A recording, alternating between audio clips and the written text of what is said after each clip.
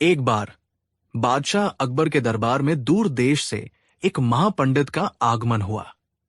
उनका नाम पंडित गंगाधर था। पंडित गंगाधर को अपने ज्ञान पर अटूट घमंड था। उन्होंने चारों वेद, 6 शास्त्र और 18 पुराण कंठस्थ कर रखे थे। उनकी ख्याति दूर दूर तक फैली थी कि शास्त्रार्थ, बहस में उन्हें कोई हरा नहीं सकता। पंडित गंगाधर जब अकबर के दरबार में पहुंचे तो उनका तेज और अहंकार उनके चेहरे से झलक रहा था। उन्होंने कीमती रेशमी वस्त्र पहने थे, माथे पर चंदन का बड़ा सा तिलक था और उनकी चाल में एक अकड़ थी। उन्होंने बादशाह को प्रणाम किए बिना ही ऊंचे स्वर में कहा, हे राजन, मैंने सुना है कि आपके दरबार में एक से बढ़कर एक ज्ञानी और बुद्धिमान नवरत्न है। मैं पंडित गंगाधर, पूरे ब्रह्मांड के ज्ञान का स्वामी, उन्हें शास्त्रार्थ के लिए चुनौती देने आया हूं। है किसी में साहस जो मेरे ज्ञान की परीक्षा ले सके? यह सुनकर दरबार में सन्नाटा छा गया। पंडित का अहंकार और बोलने का तरीका किसी को पसंद नहीं आया, लेकिन उनके ज्ञान की ख्याति सुनकर कोई भी उनसे बहस करने का साहस नहीं जुटा पा रहा था। अकबर के मुख्य दरबारी विद्वानों ने कुछ सवाल जवाब किए, लेकिन पंडित गंगाधर ने बड़ी आसानी से अपने ज्ञान के बल पर उन्हें चुप करा दिया। अब पंडित का घमंड 7वें आसमान पर पहुंच गया। वो हंसते हुए बोले, मैंने तो सुना था कि ये दरबार ज्ञानियों का गढ़ है, पर यहां तो कोई मेरे सामने टिकने लायक भी नहीं है। लगता है यहां बुद्धिमान नहीं, सिर्फ चापलूस रहते हैं। ये बात बादशाह अकबर को चुभ गई। ये उनके दरबार और उनके नवरत्नों का अपमान था। उन्होंने अपनी आखिरी उम्मीद बीरबल की ओर देखा, जो अब तक शांत बैठे सब कुछ देख और सुन रहे थे। अकबर ने कहा, बीरबल, क्या तुम पंडित जी की चुनौती स्वीकार करोगे? पंडित गंगाधर ने बीरबल को ऊपर से नीचे तक देखा। बीरबल हमेशा की तरह सादे वस्त्रों में थे। उनके चेहरे पर कोई घमंड नहीं, बल्कि एक शांत मुस्कान थी। पंडित ने व्यंग्य से कहा, यह साधारण सा दरबारी मुझसे शास्त्रार्थ करेगा? अरे राजन, ये तो मेरा समय बर्बाद करने जैसा है। ये क्या जानेगा वेदों और शास्त्रों का गूढ़ रहस्य?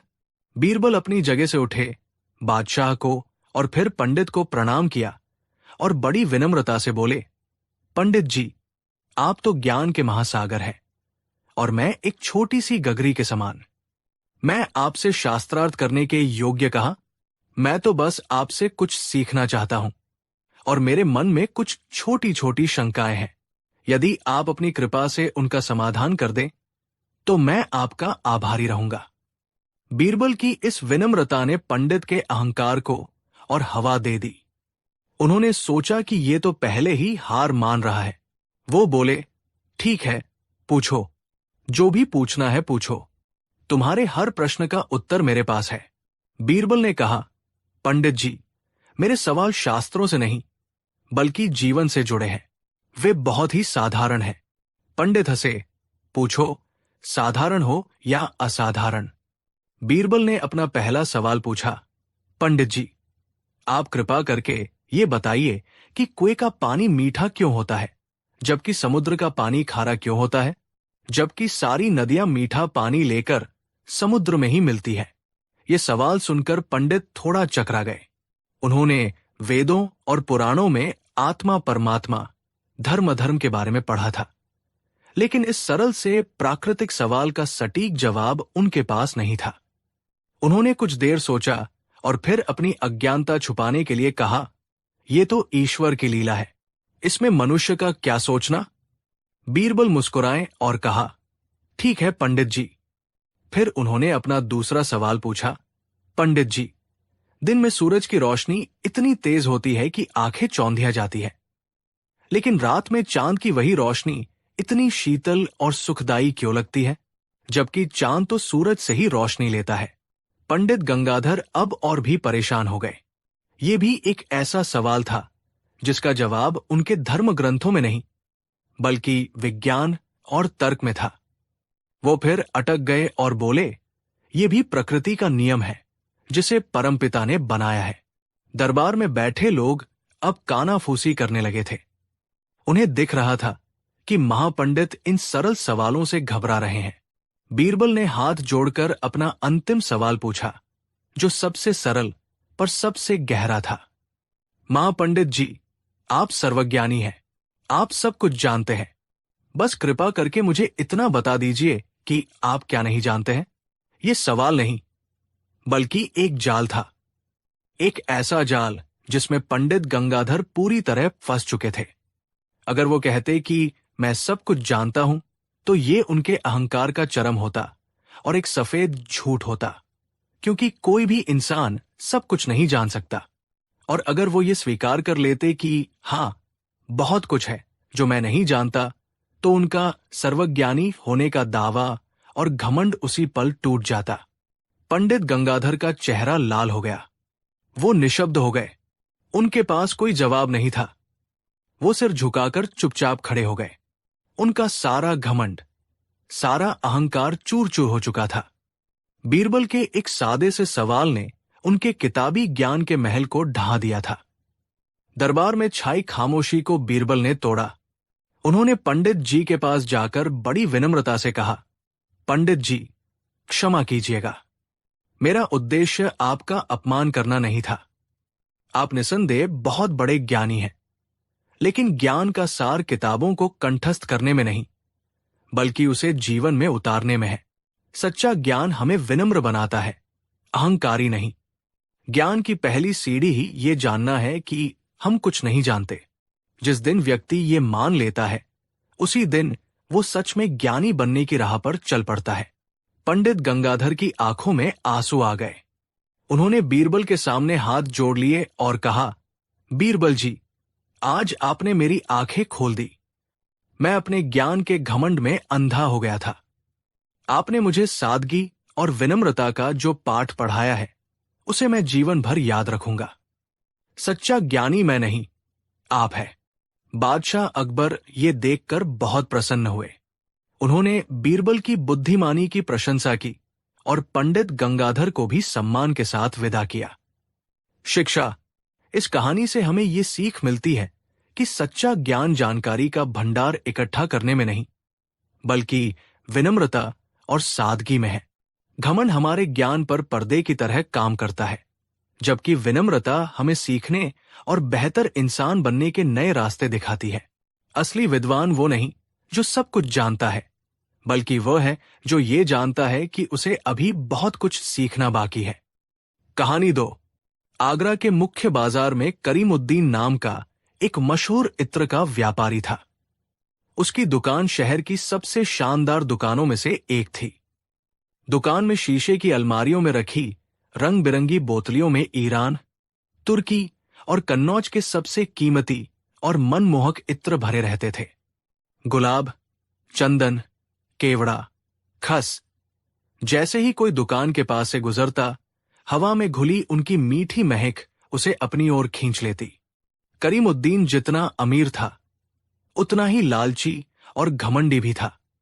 उसे लगता था कि उसकी दुकान की हवा भी उसकी निजी संपत्ति है। उसके लिए हर सांस जो कोई उसकी दुकान के पास लेता था, वो एक संभावित ग्राहक था, और जो ग्राहक नहीं बनता था, वो उसे पसंद नहीं करता था। उसी बाजार में भोला नाम का एक गरीब मजदूर काम करता था। वो दिन भर पत्थर ढोने और बोझा उठाने का काम करता था। शाम को जब वो थकाहारा अपने घर लौटता, तो जानबूझकर करीमुद्दीन की दुकान के पास से गुजरता था। वो एक पल के लिए दुकान के बाहर रुकता, एक गहरी सांस लेता और इत्र की उस मनमोहक खुशबू को अपने अंदर भर लेता। दिन भर की थकान, धूल और पसीने के बाद वो खुशबू उसे एक पल के लिए ताजगी और सुकून का एहसास कराती थी। ये उसके दिन का सबसे सुखद पल था। वो गरीब था, पर दिल का अमीर था, और उसे इस मुफ्त की छोटी सी खुशी में ही संतोष मिल जाता था। करीमुद्दीन कई दिनों से भोला को देख रहा था। वो देखता कि कैसे ये गरीब मजदूर रोज उसकी दुकान के बाहर खड़ा होता है, उसकी महंगी इत्र की खुशबू का आनंद लेता है और बिना कुछ खरीदे चला जाता है। करीमुद्दीन का लालची मन ये बर्दाश्त नहीं कर पा रहा था। उसने सोचा, ये आदमी रोज मेरी दुकान की सबसे कीमती चीज, मेरे इत्र की आत्मा यानी उसकी खुशबू मुफ्त में चुरा कर ले जाता है। ये तो सरासर चोरी है। मैं इसे सबक सिखाकर रहूंगा। एक शाम जब भोला हमेशा की तरह दुकान के बाहर रुका और खुशबू लेने के लिए आंखें बंद की, करीमुद्दीन दुकान से बाहर निकल आया और उसका हाथ पकड़ लिया। पकड़ लिया चोर को। वो चिल्लाया, रोजाना मेरी दुकान से इत्र की खुशबू चुराते हो, तुम्हें शर्म नहीं आती? भोला घबरा गया। उसने हाथ छुड़ाते हुए कहा, सेठ जी, आप ये क्या कह रहे हैं? मैंने क्या चुराया है? मैं तो बस यहां से गुजर रहा था। करीमुद्दीन ने गुस्से से कहा, झूठ बोलते हो। मैं कई दिनों से देख रहा हूं। तुम रोज यहां आकर मेरे लाखों के इत्र की खुशबू का मजा लेते हो। क्या यह मुफ्त का है? तुम्हें इसकी कीमत चुकानी होगी। बाजार में भीड़ जमा हो गई। लोग हैरान थे कि कोई खुशबू के लिए पैसे कैसे मांग सकता है। भोला गिड़गिड़ाने लगा, मालिक, मैंने तो बस हवा में मिली खुशबू ली है। मैंने तो आपकी किसी बोतल को हाथ तक नहीं लगाया। भला हवा में फैली महक की भी कोई कीमत होती है? लेकिन करीमुद्दीन अपनी बात पर अड़ा रहा। खुशबू ही तो इत्र की जान है। तुमने उसका आनंद लिया है तो तुम्हें पैसे देने ही पड़ेंगे। मामला इतना बढ़ गया कि उसे सुलझाने के लिए बादशाह अकबर के दरबार में ले जाया गया। अगले दिन बादशाह अकबर के सामने करीमुद्दीन और भोला पेश हुए। करीमुद्दीन ने बड़ी चालाकी से अपनी बात रखी। जहांपना, ये आदमी पिछले कई महीनों से रोज मेरी दुकान के बाहर खड़ा होकर मेरे कीमती इत्रों की खुशबू का आनंद ले रहा है। इत्र का असली मूल्य तो उसकी खुशबू में ही होता है। इसने मेरी संपत्ति का उपयोग किया है, इसलिए इसे इसकी कीमत चुकानी चाहिए। आप ही न्याय करें। बादशाह अकबर भी ये अजीब मामला सुनकर सोच में पड़ गए। ये सच था कि खुशबू का आनंद लिया गया था, लेकिन क्या उसके लिए पैसे मांगना जायज था? हवा में फैली खुशबू पर किसका अधिकार हो सकता है? दरबार में मौजूद सभी मंत्री भी इस अनोखी समस्या पर चुप थे। जब कोई हल नहीं सूझा तो बादशाह ने अपने सबसे बुद्धिमान नवरत्न की ओर देखा। बीरबल, इस मामले में तुम्हारी क्या राय है? ये न्याय की एक अनोखी पहेली है। बीरबल अपनी जगह से उठे, बादशाह को सलाम किया और मुस्कुराए। वो समझ गए थे कि करीमुद्दीन का लालच उसे किस हद तक ले आया है। बीरबल ने भोला से पूछा, क्या यह सच है कि तुम रोज सेठ की दुकान के बाहर खड़े होकर इत्र की खुशबू का आनंद लेते हो? भोला ने मासूमियत से सिर झुकाकर कहा, जी हुजूर, दिन भर की मेहनत के बाद वो खुशबू मुझे बहुत सुकून देती है। ठीक है, बीरबल ने कहा, अगर तुमने आनंद लिया है तो सेठ का कहना भी सही है। तुम्हें उसकी कीमत तो चुकानी ही पड़ेगी। यह सुनकर भोला का चेहरा उतर गया और करीमुद्दीन की आंखों में जीत की चमक आ गई। बीरबल ने भोला से पूछा, तुम्हारी जेब में कितने पैसे हैं? भोला ने अपनी कमर से एक छोटी सी पोटली निकाली, जिसमें दिन भर की मेहनत से कमाए हुए कुछ चांदी के सिक्के थे। उसने कांपते हाथों से वो पोटली बीरबल को दे दी। बीरबल ने वो पोटली अपने हाथ में ली। फिर उन्होंने करीमुद्दीन को अपने पास बुलाया और कहा, सेठ जी, करीब आइए और ध्यान से सुनिए। बीरबल ने पोटली को अपने कान के पास लाकर जोर जोर से हिलाया। सिक्कों के आपस में टकराने से छन छन छन की मधुर ध्वनि उत्पन्न हुई। उन्होंने 2-3 बार ऐसा किया। फिर उन्होंने करीमुद्दीन से पूछा, सेठ जी, क्या आपने इन सिक्कों की खनक सुनी? करीमुद्दीन ने उत्सुकता से कहा, जी हुजूर, मैंने बहुत अच्छे से सुनी। अब बीरबल ने वो पोटली वापस भोला को लौटा दी और अपना ऐतिहासिक फैसला सुनाया। जहां पनाह, न्याय हो गया। दरबार में सभी चौंक गए। करीमुद्दीन चिल्लाया, ये कैसा न्याय है? मुझे मेरे पैसे तो मिले ही नहीं। बीरबल ने शांत भाव से समझाया, सेठ करीमुद्दीन, इस गरीब आदमी ने तुम्हारे इत्र को छुआ नहीं, सिर्फ उसकी खुशबू का आनंद लिया। ठीक उसी तरह तुमने भी इसके सिक्कों को छुआ नहीं, सिर्फ उनकी खनक, आवाज का आनंद लिया है। खुशबू का दाम सिक्कों की खनक के बराबर होता है। हिसाब बराबर हो गया। बीरबल का ये अनोखा और सटीक न्याय सुनकर पूरा दरबार ठहाकों और वाहवाही से गूंज उठा। बादशाह अकबर भी अपनी हंसी नहीं रोक पाए और बीरबल की बुद्धिमानी की भूरी भूरी प्रशंसा की। लालची सेठ करीमुद्दीन का सिर शर्म से झुक गया। उसे अपने लालच पर बहुत पछतावा हुआ। उसे खाली हाथ वापस लौटना पड़ा और पूरे बाजार में उसकी जगसाई हुई। भोला ने बीरबल को धन्यवाद दिया और खुशी खुशी अपने घर चला गया। शिक्षा: इस कहानी से हमें ये सीख मिलती है कि लालच इंसान की बुद्धि और विवेक को खत्म कर देता है। सच्चा न्याय केवल नियमों पर नहीं, बल्कि समझदारी और निष्पक्षता पर आधारित होता है। जैसी करनी वैसी भरनी। जो जैसा व्यवहार करता है उसे वैसा ही फल मिलता है। कहानी 3। एक शाम बादशाह अकबर का दरबार लगा हुआ था। दिन भर के राजकाज से थककर बादशाह का मन कुछ हल्का फुल्का मनोरंजन करने का हुआ। उनकी नजर हमेशा की तरह बीरबल पर पड़ी, जो शांत भाव से अपनी जगह पर बैठे थे। अकबर के मन में शरारत सूझी। उन्होंने बीरबल से कहा, बीरबल, हमारे मन में एक सवाल आया है। हम चाहते हैं कि तुम हमारी सल्तनत में एक गणना करो। बीरबल ने कहा, हुक्म कीजिए जहांपनाह, किसकी गणना करनी है?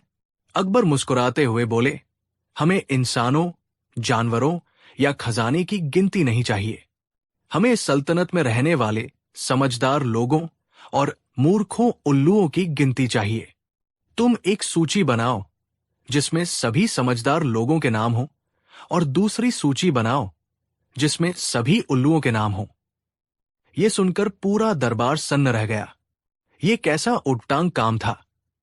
भला कौन समझदार है और कौन मूर्ख, ये कैसे तय किया जा सकता है? कई दरबारी जो बीरबल से जलते थे मन ही मन खुश हुए। उन्हें लगा कि बादशाह ने बीरबल को एक ऐसे काम में फंसा दिया है जिसे वो कभी पूरा नहीं कर पाएंगे और उन्हें अपमानित होना पड़ेगा। लेकिन बीरबल के चेहरे पर कोई शिकन नहीं थी। उन्होंने बड़ी शांति से कहा, हुजूर, आपका हुक्म सर आंखों पर, लेकिन ये काम थोड़ा मुश्किल और समय लेने वाला है। इसके लिए मुझे कुछ हफ्तों का समय और शाही खजाने से 500 सोने की मोहरों की जरूरत पड़ेगी। अकबर ने सोचा, ये तो बड़ा महंगा सर्वे होगा, लेकिन वो अपनी बात से पीछे नहीं हटना चाहते थे। उन्होंने तुरंत खजांची को बीरबल को 500 मोहरें देने का आदेश दिया और उन्हें 1 महीने का समय दिया। मोहरें लेकर बीरबल दरबार से चले गए। कई दिन बीत गए, फिर हफ्ते बीत गए। बीरबल दरबार में नजर नहीं आए। दरबारी आपस में कानाफूसी करने लगे। लगता है बीरबल डरकर भाग गया। कोई बोला, अरे, वो तो शाही मोहरें लेकर ऐश कर रहा होगा, अब वो वापस नहीं आएगा। ठीक 1 महीने बाद बीरबल दरबार में हाजिर हुए। उनके हाथ में 2 लंबे लंबे चर्मपत्र के बंडल थे। अकबर ने उत्सुकता से पूछा, बीरबल, आ गए तुम? क्या हमारी सूचियां तैयार हैं? बीरबल ने सिर झुकाकर कहा, जी जहांपनाह, दोनों सूचियां तैयार है। उन्होंने एक बंडल बादशाह की ओर बढ़ाया जो बहुत मोटा और भारी था। हुजूर, ये रही सल्तनत के उल्लुओं की सूची। अकबर ने उसे खोला। वो सूची बहुत लंबी थी। उसमें हजारों नाम लिखे थे, जिनमें कई जाने माने मंत्री, दरबारी और शहर के अमीर सेठ भी शामिल थे। ये देखकर दरबारियों के होश उड़ गए। फिर बीरबल ने एक बहुत ही पतला और छोटा सा बंडल आगे बढ़ाया और जहांपनाह, ये रही समझदार लोगों की सूची। अकबर ने उसे खोला तो वो हैरान रह गए। वो सूची लगभग खाली थी। उसमें बस 1-2 नाम ही लिखे हुए थे। अकबर गुस्से से लाल हो गए। उन्होंने गरज कर कहा, बीरबल, ये क्या मजाक है? तुमने हमारी पूरी सल्तनत को ही उल्लुओं से भरा बता दिया, और तुम्हारे हिसाब से यहां कोई समझदार है नहीं। तुम्हारी हिम्मत कैसे हुई हमारे वफादार मंत्रियों और दरबारियों को उल्लू कहने की? इसका क्या सबूत है तुम्हारे पास? दरबार में एकदम सन्नाटा छा गया। सबको लगा कि आज बीरबल की खैर नहीं। बीरबल ने बड़ी विनम्रता से जवाब दिया, जहांपनाह, गुस्ताखी माफ हो, पर मैंने ये सूची बहुत सोच समझकर और सबूतों के आधार पर ही बनाई है। क्या सबूत है? अकबर ने पूछा। बीरबल ने समझाया, हुजूर, मैंने शाही खजाने से मिली मोहरों से शहर के मुख्य चौराहे पर एक चारपाई और कुछ सूत की रस्सी खरीदी। मैं वहां बैठकर दिन रात चारपाई बुनने का नाटक करने लगा। तो उससे क्या हुआ? अकबर ने पूछा। बीरबल बोले, जब भी कोई मेरे पास से गुजरता और पूछता कि बीरबल जी, आप ये क्या कर रहे हैं, तो मैं जवाब देता, मेरे पिताजी स्वर्ग में हैं और उन्हें सोने के लिए चारपाई की जरूरत है। मैं ये चारपाई बुनकर रस्सी के सहारे ऊपर स्वर्ग में भेजूंगा। ये सुनकर दरबार में कुछ लोग हंसने लगे। बीरबल ने अपनी बात जारी रखी। जहांपनाह, इस उल्लुओं की लंबी सूची में उन सभी लोगों के नाम हैं जिन्होंने मेरी इस मूर्खतापूर्ण बात पर विश्वास कर लिया। इतना ही नहीं, उनमें से कई लोगों ने तो मुझे पैसे और संदेश भी दिए कि मैं उनकी चारपाई के साथ उनके स्वर्गवासी रिश्तेदारों के लिए भी भिजवा दूं। यह सुनकर बादशाह भी अपनी हंसी नहीं रोक पाए। अकबर ने पूछा, ठीक है, ये तो उल्लुओं की बात हुई, पर समझदार लोगों की सूची इतनी छोटी क्यों है? क्या तुम्हें कोई समझदार मिला ही नहीं? बीरबल ने जवाब दिया, हुजूर, मुझे कुछ लोग मिले थे जो मेरी बात सुनकर हंसे और मुझे मूर्ख कहा। मैंने सोचा कि वे समझदार हैं, लेकिन जब मैंने उनसे कहा कि अगर मैं मूर्ख हूं तो आप ही बताइए कि स्वर्ग में चारपाई कैसे भेजी जाती है, तो वे भी कोई जवाब नहीं दे पाए और आगे बढ़ गए। एक सच्चा समझदार व्यक्ति सिर्फ मूर्खता पर हंसता नहीं, बल्कि उसे सही रास्ता भी दिखाता है। ऐसा मुझे कोई नहीं मिला, इसलिए ये सूची खाली है। अकबर बीरबल के तर्क से बहुत प्रभावित हुए, लेकिन उनके मन में अभी भी एक सवाल था। उन्होंने कहा, बीरबल, तुम्हारी बातें तो ठीक है, पर तुम्हें ऐसा नहीं लगता कि इस उल्लुओं की सूची में एक बहुत महत्वपूर्ण नाम छूट गया है? बीरबल ने मासूमियत से पूछा, किसका नाम? जहांपनाह, अकबर ने मुस्कुराते हुए कहा, तुम्हारा नाम बीरबल। तुम भी तो महीनों तक ये मूर्खतापूर्ण काम करते रहे। बीरबल ने सिर झुकाया और मुस्कुराकर कहा, गुस्ताखी माफ जहांपनाह, मेरा नाम उल्लुओं की सूची में नहीं आ सकता, क्योंकि मैं ये काम अपने लिए नहीं, बल्कि अपने बादशाह के हुक्म पर कर रहा था। ये कहकर बीरबल ने एक पल का विराम लिया और फिर बोले, लेकिन हुजूर, जैसा आपने कहा, इस सूची में वाकई एक सबसे महत्वपूर्ण नाम छूट गया है जो सबसे ऊपर होना चाहिए था। किसका? अकबर ने उत्सुकता से पूछा। बीरबल ने बड़ी हिम्मत और शरारत के साथ जवाब दिया, आपका नाम जहांपनाह। ये सुनते ही दरबार में जैसे बिजली कौंध गई। अकबर चौंक कर बोले, मेरा नाम, और वह भी उल्लुओं की सूची में सबसे ऊपर? कैसे? बीरबल ने हाथ जोड़कर कहा, इसलिए जहांपनाह, क्योंकि आप अच्छी तरह जानते थे कि ऐसा काम असंभव और मूर्खतापूर्ण है। फिर भी आपने न केवल इस पर विश्वास किया, बल्कि इस मूर्खतापूर्ण काम को करने के लिए मुझे 1 महीने का समय और शाही खजाने से 500 मोहरें भी दी। ये सुनते ही बादशाह अकबर पहले तो सन्न रह गए और फिर जोर जोर से हंसने लगे। उनकी हंसी देखकर पूरा दरबार भी ठहाकों से गूंज उठा। अकबर ने अपनी हार मान ली और बीरबल की हाजिर जवाबी और चतुराई का एक बार फिर लोहा मान लिया। शिक्षा: इस कहानी से हमें ये सीख मिलती है कि हमें कभी भी असंभव और मूर्खतापूर्ण बातों या कामों में अपना समय और संसाधन बर्बाद नहीं करना चाहिए।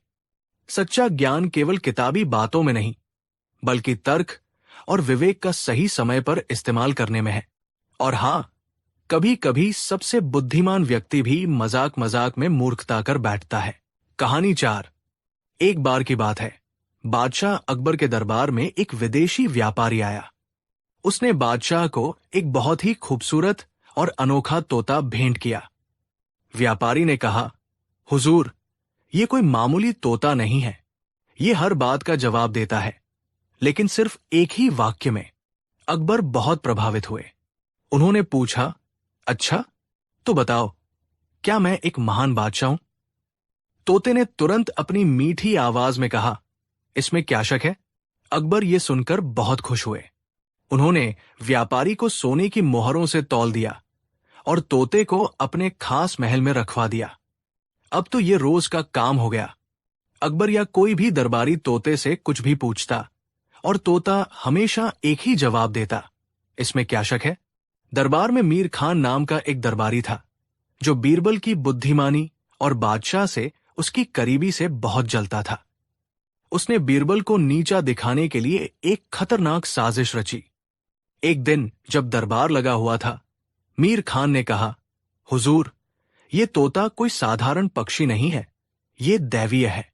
ये हमेशा सच बोलता है। क्यों न आज इसकी मदद से दरबार में छिपे गद्दारों को पहचाना जाए? अकबर को यह विचार पसंद आया। मीर खान ने अपनी योजना के अनुसार बोलना शुरू किया। उसने तोते से पूछा, क्या हमारे बादशाह दुनिया के सबसे महान शासक हैं? तोते ने जवाब दिया, इसमें क्या शक है? मीर खान ने फिर पूछा, क्या मैं मीर खान बादशाह का सबसे वफादार सेवक हूं?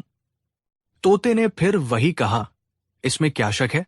अब मीर खान अपनी आखिरी और सबसे खतरनाक चाल चला। उसने पूरे दरबार के सामने बीरबल की ओर इशारा करते हुए तोते से पूछा, क्या बीरबल बादशाह के दोस्त होने का नाटक करता है और अंदर ही अंदर सल्तनत के खिलाफ साजिश रचता है? क्या वह एक गद्दार है? सबकी सांसें रुक गई। तोते ने बिना एक पल सोचे अपनी रटेटाई बात दोहरा दी, इसमें क्या शक है? ये सुनते ही पूरे दरबार में सन्नाटा छा गया।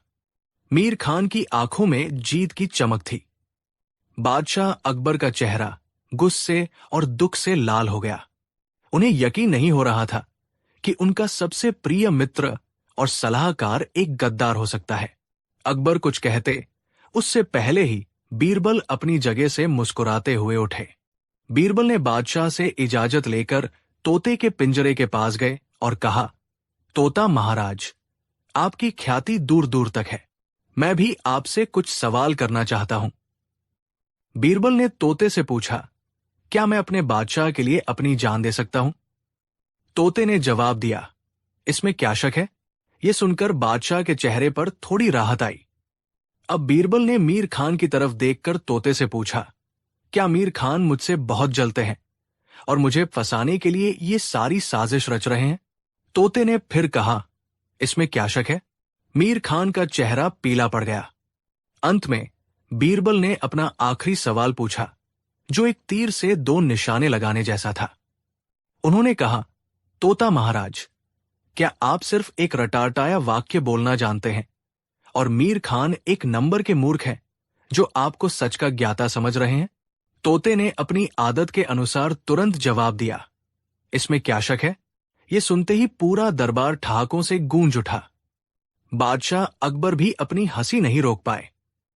मीर खान का सिर शर्म से झुक गया और उसकी सारी साजिश धरी की धरी रह गई। बादशाह अकबर समझ गए कि तोता सिर्फ एक ही वाक्य बोलना जानता है जिसे उसे सिखाया गया है। उन्होंने बीरबल की बुद्धिमानी की बहुत प्रशंसा की और मीर खान को कड़ी चेतावनी दी। शिक्षा: इस कहानी से हमें ये सीख मिलती है कि हमें कभी भी सुनी सुनाई बातों पर आंख बंद करके विश्वास नहीं करना चाहिए। सच और झूठ का पता लगाने के लिए हमेशा अपनी बुद्धि और विवेक का इस्तेमाल करना चाहिए। चतुराई से किसी भी मुश्किल और साजिश का सामना किया जा सकता है। कहानी 5। आगरा का किला अपनी पूरी शानो शौकत के साथ यमुना के किनारे खड़ा था। सूरज की सुनहरी किरणें उसके संगमरमरी गुंबदों पर पड़कर एक दिव्य आभा बिखेर रही थी। अंदर दीवान खास में शहंशाह हिंदुस्तान जलालुद्दीन मोहम्मद अकबर अपने भव्य सिंहासन पर विराजमान थे। दरबार खचाखच भरा हुआ था। रेशम और जरी के परिधानों में सजे अमीर, उमरा, मंत्री और मनसबदार अपने अपने स्थानों पर बैठे थे। हवा में कीमती इत्र की महक और धीमी गति से चल रहे पंखों की सरसराहट घुली हुई थी। माहौल शांत था, लेकिन इस शांति के नीचे ईर्ष्या और प्रतिस्पर्धा की एक अदृश्य धारा बह रही थी। इस धारा का केंद्र थे शहंशाह के सबसे प्रिय सलाहकार बीरबल। बीरबल अपनी बुद्धिमत्ता, हाजिर जवाबी और न्यायप्रियता के लिए पूरे मुगल साम्राज्य में प्रसिद्ध थे। उनकी इसी प्रसिद्धि और शहंशाह से उनकी निकटता के कारण कई दरबारी मन ही मन उनसे जलते थे। इन दरबारियों का नेतृत्व कर रहा था मीर कासिम, जो खुद को बीरबल से किसी भी मामले में कम नहीं समझता था। मीर कासिम और उसके गुट को ये बात हमेशा चुभती थी कि कैसे एक साधारण ब्राह्मण का बेटा अपनी वाक्पटुता के बल पर साम्राज्य के सबसे शक्तिशाली लोगों में से एक बन गया था। वे हर मौके पर बीरबल को नीचा दिखाने की कोशिश करते, लेकिन हर बार बीरबल अपनी चतुराई से उन्हें मात दे देते। लेकिन आज मीर कासिम और उसके साथियों ने एक ऐसी योजना बनाई थी जिसके बारे में उन्हें यकीन था कि वो बीरबल के घमंड को हमेशा के लिए चूर चूर कर देगी। उन्होंने एक ऐसा जाल बुना था जिससे निकल पाना उनके अनुसार किसी के लिए भी असंभव था। शहंशाह अकबर दरबार की कार्यवाही देख रहे थे। तभी मीर कासिम अपनी जगह से उठा और अदब से झुककर बोला, आलम पनाह की जय हो। आज इस नाचीज के मन में एक विचार आया है। यदि गुस्ताखी माफ हो तो अर्ज करना चाहूंगा। अकबर ने अपनी गहरी नजरों से मीर कासिम को देखा और कहा, इजाजत है मीर कासिम। कहो, क्या बात है? मीर कासिम ने एक धूर्त मुस्कान के साथ कहा, जहांपनाह, हम सब जानते हैं कि आपका दरबार बुद्धिमत्ता और ज्ञान का सागर है। आपके नवरत्नों की चमक से पूरी दुनिया रोशन है और उनमें भी बीरबल जी का स्थान तो सर्वोच्च है। उनकी बुद्धि का लोहा तो हम सब मानते हैं। ये सुनकर बीरबल, जो चुपचाप सब देख रहे थे, केवल मुस्कुरा दिए। वो मीर कासिम की इस मक्खनबाजी के पीछे छिपे जहर को पहचानते थे। मीर कासिम ने अपनी बात आगे बढ़ाई, आलम पनाह, हम सब बीरबल की बुद्धि की परीक्षा लेते रहते हैं और वो हर बार खरे उतरते हैं।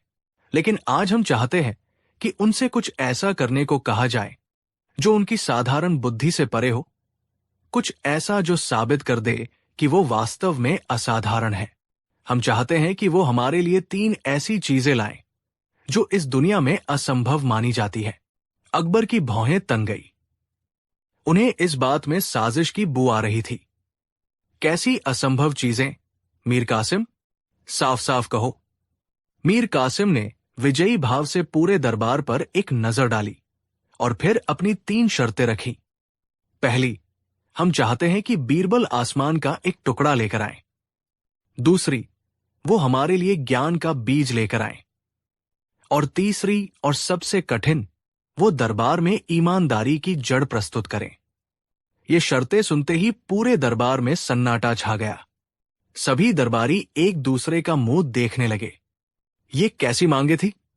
आसमान का टुकड़ा, ज्ञान का बीज, ईमानदारी की जड़, ये तो ऐसी चीजें थी जिनका कोई भौतिक अस्तित्व ही नहीं था। ये तो सरासर बीरबल को अपमानित करने की एक सोची समझी चाल थी। मीर कासिम और उसके साथी मन ही मन अपनी सफलता पर मुस्कुरा रहे थे। उन्हें पूरा विश्वास था कि बीरबल इस बार बुरी तरह फंस गए हैं। शहंशाह अकबर का चेहरा गंभीर हो गया। उन्होंने बीरबल की ओर देखा। बीरबल के चेहरे पर न तो कोई चिंता थी, न कोई घबराहट। वो शांत भाव से खड़े थे, जैसे उन्होंने कुछ सुना ही न हो। अकबर ने कहा, बीरबल, तुमने सुना मीर कासिम क्या चाहते हैं? क्या तुम ये चुनौती स्वीकार करते हो? ये मांगे तो निरर्थक और असंभव लगती है। बीरबल ने अदब से सिर झुकाया और बोले, आलम पनाह, आपके हुक्म की तामील करना मेरा फर्ज है। यदि दरबारियों की यही इच्छा है तो मुझे ये चुनौती स्वीकार है। लेकिन इन असंभव चीजों को खोजने के लिए मुझे कुछ समय चाहिए होगा। मीर कासिम तुरंत बोला, जरूर जरूर, हम आपको पूरा समय देंगे। 1 सप्ताह का समय कैसा रहेगा? उसने व्यंग्य से कहा। मानो 1 सप्ताह क्या, बीरबल पूरी जिंदगी में भी ये काम नहीं कर सकते। अकबर ने बीरबल की ओर देखा। बीरबल ने हामी में सिर हिला दिया। ठीक है जहांपनाह, मुझे 7 दिन की मोहलत दी जाए। 8वें दिन मैं इन तीनों चीजों के साथ दरबार में हाजिर होऊंगा। शहंशाह ने इजाजत दे दी। मीर कासिम और उसके साथी दरबारी अपनी जीत की कल्पना में डूब गए। उन्हें लगा कि 8वें दिन बीरबल या तो खाली हाथ लौटेंगे या कोई बहाना बनाएंगे और तब वे पूरे दरबार के सामने उन्हें शर्मिंदा करेंगे। पहला दिन बीता। दरबारियों ने अपने जासूसों को बीरबल के पीछे लगा दिया। जासूसों ने लौटकर बताया कि बीरबल ने कुछ खास नहीं किया।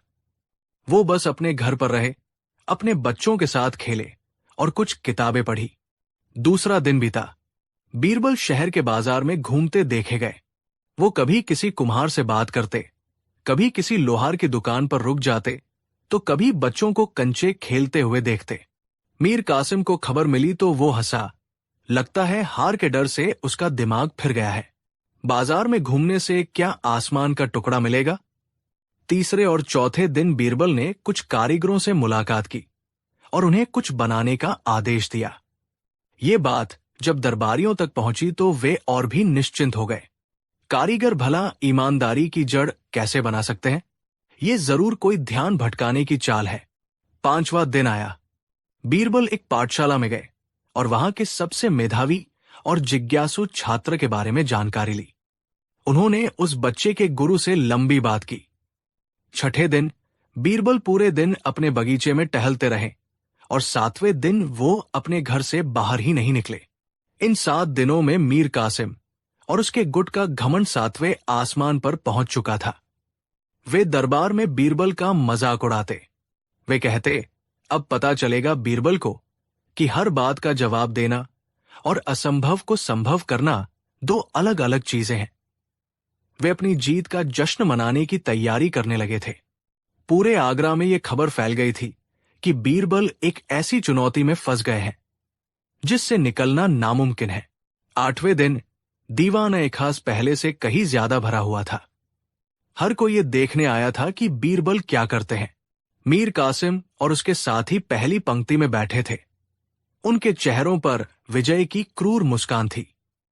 शहंशाह अकबर अपने सिंहासन पर शांत लेकिन गंभीर मुद्रा में बैठे थे।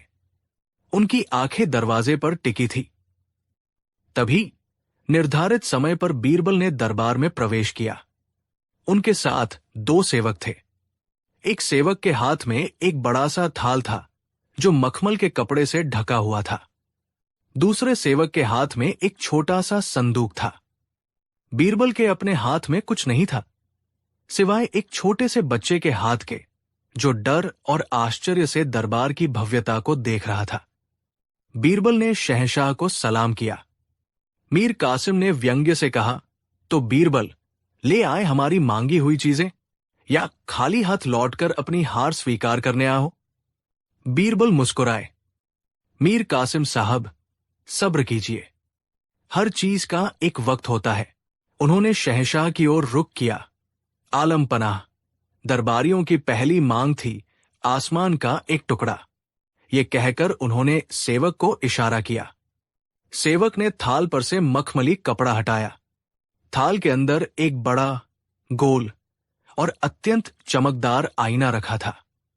आईने में दीवान-ए-खास की सुनहरी छत और रोशनदानों से आता नीला आसमान साफ साफ झलक रहा था। दरबार में कानाफूसी शुरू हो गई। ये क्या है? ये तो एक आईना है। मीर कासिम गुस्से से बोला, ये मजाक है बीरबल। हमने आसमान का टुकड़ा मांगा था, कोई शीशा नहीं। बीरबल ने शांत भाव से उत्तर दिया, मीर कासिम साहब, आसमान क्या है? वो एक अनंत विस्तार है जिसे न तो कोई छू सकता है और न ही कोई काट सकता है। लेकिन ये आईना, ये उस अनंत आसमान की छवि को अपने अंदर समेटे हुए है। इसमें आपको वही नीला आसमान, वही बादल और वही सूरज की रोशनी दिखाई देगी जो ऊपर है। ये आसमान का वह टुकड़ा है जिसे आप अपनी आंखों से देख सकते हैं, अपने करीब रख सकते हैं। असल में आसमान का टुकड़ा पाने के लिए किसी औजार की नहीं, बल्कि एक साफ नजर और साफ दिल की जरूरत होती है।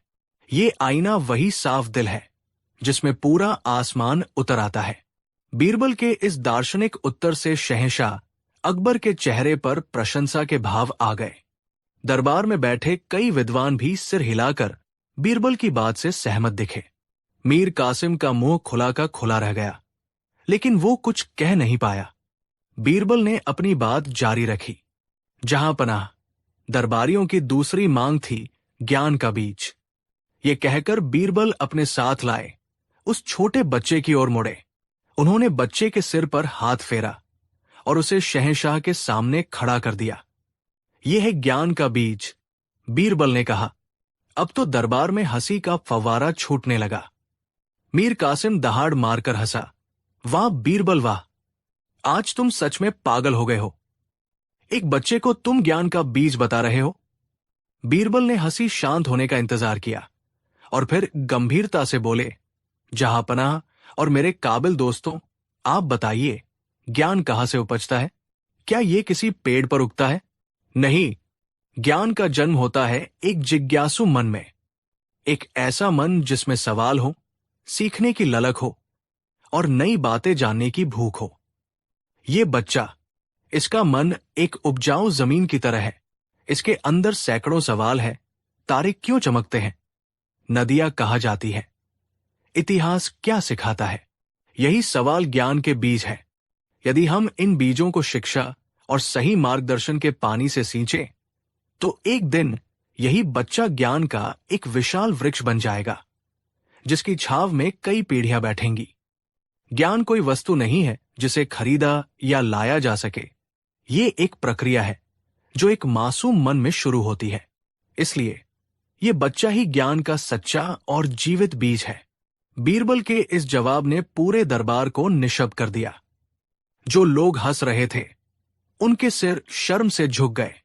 शहंशाह अकबर अपनी गद्दी से उठकर खड़े होने ही वाले थे कि बीरबल ने उन्हें हाथ से रुकने का इशारा किया। अभी एक मांग और बाकी है, जहांपनाह। अब सबकी नजरें उस छोटे संदूक पर थी जो दूसरा सेवक पकड़े हुए था। मीर कासिम का चेहरा पीला पड़ चुका था। उसके घमंड की इमारत की 2 दीवारें ढह चुकी थी। अब बस आखिरी दीवार बची थी। बीरबल ने कहा, दरबार की तीसरी और अंतिम मांग थी ईमानदारी की जड़। उन्होंने सेवक से वो संदूक लिया और उसे दरबार के बीचों बीच रख दिया। आलमपना और सभी दरबारीगण, बड़ी मुश्किलों और लंबी खोज के बाद मैं आखिरकार ईमानदारी की जड़ को खोजने में सफल रहा। वो इस संदूक के अंदर है। पूरे दरबार में उत्सुकता की लहर दौड़ गई। क्या सच में बीरबल ऐसी कोई चीज ले आए हैं? बीरबल ने संदूक की ओर इशारा करते हुए कहा, लेकिन इसकी एक खासियत है। ईमानदारी की जड़ अत्यंत पवित्र और दिव्य है। इसे केवल वही व्यक्ति छू सकता है या देख सकता है जिसने अपने जीवन में कभी कोई बेईमानी न की हो, कभी रिश्वत न ली हो, कभी झूठ बोलकर किसी का हक न मारा हो, और जिसका मन और आत्मा पूरी तरह से पाक साफ हो। जैसे ही कोई बेईमान व्यक्ति इसे छूने की कोशिश करेगा, ये जड़ आग के अंगारे की तरह उसे जला देगी। ये कहकर बीरबल ने मीर कासिम की ओर देखा। मीर कासिम साहब, ये चुनौती आपकी ही थी। आप दरबार के एक वरिष्ठ और सम्मानित सदस्य हैं।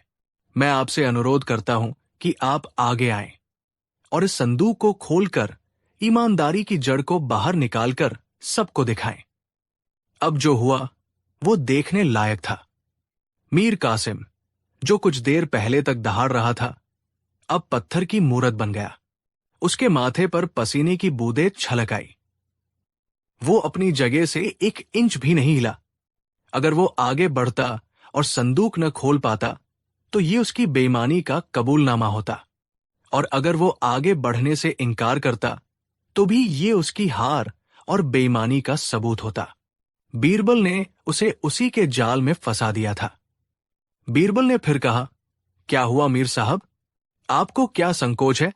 मीर कासिम हकलाते हुए बोला, मैं समझता हूं कि यह सम्मान सबसे पहले शहंशाह के किसी और वरिष्ठ मंत्री को मिलना चाहिए। बीरबल मुस्कुराए और एक एक करके उन सभी दरबारियों की ओर देखा जो मीर कासिम के गुट में थे। ठीक है, तो आप में से कोई आगे आना चाहेगा? कोई तो होगा इस दरबार में जिसकी ईमानदारी पर कोई शक न हो। सन्नाटा, गहरा सन्नाटा। कोई भी दरबारी अपनी जगह से नहीं हिला। जिनके सिर घमंड से ऊंचे थे, वे अब जमीन में गड़े जा रहे थे। उनका सारा अहंकार, उनकी सारी हैकड़ी एक ही पल में चूर चूर हो गई थी। उन्होंने बीरबल को अपमानित करने के लिए गड्ढा खोदा था और आज वे खुद उसी गड्ढे में गिर पड़े थे। बीरबल ने शहंशाह की ओर रुख किया और सिर झुकाकर कहा, जहां पनाह, मैं ईमानदारी की कोई जड़ नहीं लाया हूं, क्योंकि ईमानदारी की कोई जड़ नहीं होती। ईमानदारी तो इंसान के चरित्र और ज़मीर में होती है। उसे देखा या छुआ नहीं जा सकता, उसे सिर्फ महसूस किया जा सकता है। मैं तो केवल इन दरबारियों के घमंड को आईना दिखाना चाहता था। जो लोग दूसरों की परीक्षा लेने निकले थे, वे अपनी ही परीक्षा में फेल हो गए। अब शहंशाह अकबर के सब्र का बांध टूट गया। वो जोर से हंसे। उनकी हंसी पूरे दीवान खास में गूंज गई। वो अपनी गद्दी से उतरे, बीरबल के पास आए और उनके कंधे पर हाथ रखकर कहा, शाबाश बीरबल, शाबाश। आज तुमने न सिर्फ इन घमंडी दरबारियों का सिर नीचा किया है, बल्कि पूरे दरबार को बुद्धि, ज्ञान और ईमानदारी का सच्चा अर्थ भी समझाया है। तुम सच में मेरे सबसे अनमोल रत्न हो। फिर वो मीर कासिम और उसके साथियों की ओर मुड़े। उनका चेहरा गुस्से से लाल था। तुम लोगों को शर्म आनी चाहिए।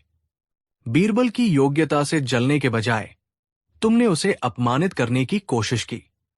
आज पूरी दुनिया ने देख लिया कि तुम लोगों की असलियत क्या है। याद रखो, घमंड इंसान को कहीं का नहीं छोड़ता। जाओ और बीरबल से माफी मांगो। मीर कासिम और बाकी सभी दरबारियों ने कांपते हुए बीरबल के सामने सिर झुका दिया और अपने किए की माफी मांगी। उनका घमंड टूटकर शीशे की तरह बिखर चुका था। उस दिन के बाद दरबार में फिर किसी ने बीरबल की बुद्धिमत्ता को चुनौती देने की हिम्मत नहीं की। बीरबल ने एक बार फिर साबित कर दिया था कि सच्ची बुद्धि केवल सवालों के जवाब देना नहीं, बल्कि इंसान के चरित्र को समझना और घमंड को विनम्रता से तोड़ना है। कहानी 6। मुगल सल्तनत के सुनहरे दौर में, जब बादशाह अकबर का प्रताप चारों दिशाओं में फैला हुआ था, उनकी राजधानी आगरा न केवल शानो शौकत का केंद्र थी, बल्कि व्यापार और वाणिज्य का एक विशाल महासागर भी थी। इसी महासागर में एक बड़ी मछली थी सेठ लक्ष्मीचंद। नाम के अनुरूप उसके पास लक्ष्मी की कोई कमी नहीं थी। आगरा के सबसे बड़े बाजारों में उसकी कई हवेलियां और दुकानें थी, और उसका सोने चांदी का कारोबार दूर दूर तक फैला हुआ था। लेकिन जितनी बड़ी उसकी तिजोरी थी, उतना ही छोटा उसका दिल था। लक्ष्मीचंद अपनी कंजूसी के लिए पूरे आगरा में कुख्यात था। कहते हैं कि वो घी में डूबी रोटी खाने से पहले भी घी का एक एक कतरा निचोड़ लेता था। उसके कपड़े कीमती होते थे, पर तब तक नहीं बदले जाते थे जब तक उनमें पैबंद लगाने की भी जगह न बचे। उसके नौकर चाकर आधे पेट पर जीते थे, और उसकी हवेली बाहर से जितनी आलीशान दिखती थी, अंदर से उतनी ही बेरौनक थी, क्योंकि वो सजावट पर एक पैसा भी खर्च करना फिजूल खर्ची समझता था। धन उसके लिए भगवान था, और उस भगवान की पूजा वह दिन रात करता था। हर रात सोने से पहले वो अपनी तिजोरी के कमरे में जाता, दरवाजा बंद करता और अपनी सोने की मोहरों को घंटों तक गिनता। उन्हें छूने, उनकी खनक सुनने और उन्हें अपनी आंखों से देखने में उसे जो आनंद मिलता था, वो दुनिया की किसी और चीज में नहीं था। उसकी सांसें भी इन मोहरों की गिनती के साथ चलती थी। एक दिन सेठ लक्ष्मीचंद को एक बड़ा सौदा करना था। उसे पास के एक गांव के जमींदार से बड़ी मात्रा में कपास खरीदनी थी। सौदा बड़ा था, इसलिए रकम भी बड़ी थी। उसने अपनी तिजोरी से पूरी 1000 सोने की मोहरें निकाली और उन्हें एक मखमल की मोटी थैली में भरा। थैली का मुंह कसकर डोरी से बांधा और उसे अपनी कमर में खोस लिया। वो अपनी बग्घी में बैठकर गांव की ओर निकल पड़ा। रास्ते में वो मन ही मन हिसाब लगा रहा था, इस कपास को खरीदकर, इसके सूद बनवाकर अगर मैं सूरत के व्यापारियों को बेचूंगा तो कम से कम 200 मोहरों का मुनाफा होगा। मुनाफे की कल्पना में वो इतना खो गया कि उसे रास्ते के उबड़ खाबड़ होने का भी एहसास नहीं हुआ। उसी आगरा शहर के एक छोर पर एक छोटी सी झुग्गी में दीनू नाम का एक गरीब लकड़हारा रहता था। दीनू दिन भर जंगल से लकड़ियां काटता, उनका गट्ठर बनाता और शाम को बाजार में बेचकर जो कुछ पैसे मिलते, उसी से अपने परिवार का पेट पालता था। उसके परिवार में उसकी पत्नी और एक छोटा बेटा था जो अक्सर बीमार रहता था। दीनू गरीब जरूर था, पर उसकी आत्मा धनवान थी। वो ईमानदार, मेहनती और ईश्वर में विश्वास रखने वाला इंसान था। उसकी पत्नी हमेशा कहती, ईमानदारी ही हमारी सबसे बड़ी दौलत है, और दीनू इस बात को गांठ बांधकर जीता था। उस दिन भी दीनू सुबह सुबह अपनी कुल्हाड़ी लेकर जंगल की ओर निकल गया। दिन भर की कड़ी मेहनत के बाद जब वो लकड़ियों का भारी गट्ठर सिर पर उठाए शहर की ओर लौट रहा था, तो सूरज लगभग ढल चुका था। वो पसीने से लथपथ था और भूख के मारे उसका बुरा हाल था। उसका मन कर रहा था कि कहीं बैठकर सुस्ता ले। तभी उसकी नजर सड़क के किनारे झाड़ियों के पास पड़ी एक थैली पर पड़ी। वो मखमल की बनी हुई थी और धूल में सनी होने के बावजूद उसकी चमक बता रही थी कि वो किसी अमीर आदमी की है। दीनू ने लकड़ियों का गट्ठर नीचे रखा और थैली उठाकर देखी। वो काफी भारी थी। उसने उत्सुकतावश उसका मुंह खोला और अंदर झांका। अंदर सोने की मोहरें भरी हुई थी, जो ढलते सूरज की रोशनी में किसी चमत्कार की तरह चमक रही थी। दीनू की आंखें फटी की फटी रह गई। उसने अपने जीवन में इतनी दौलत एक साथ कभी नहीं देखी थी।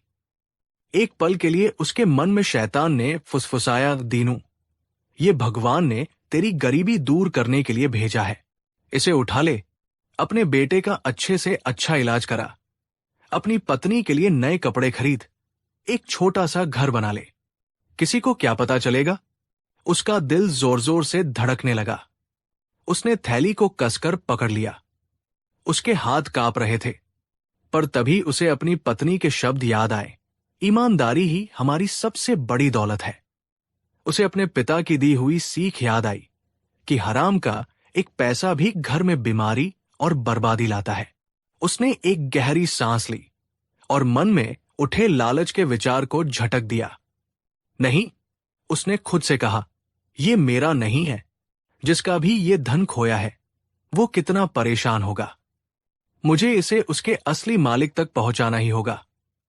ये सोचकर उसने थैली को अपनी फटी हुई कमरबंद में सुरक्षित रूप से खोस लिया और शहर की ओर अपने कदम बढ़ा दिए।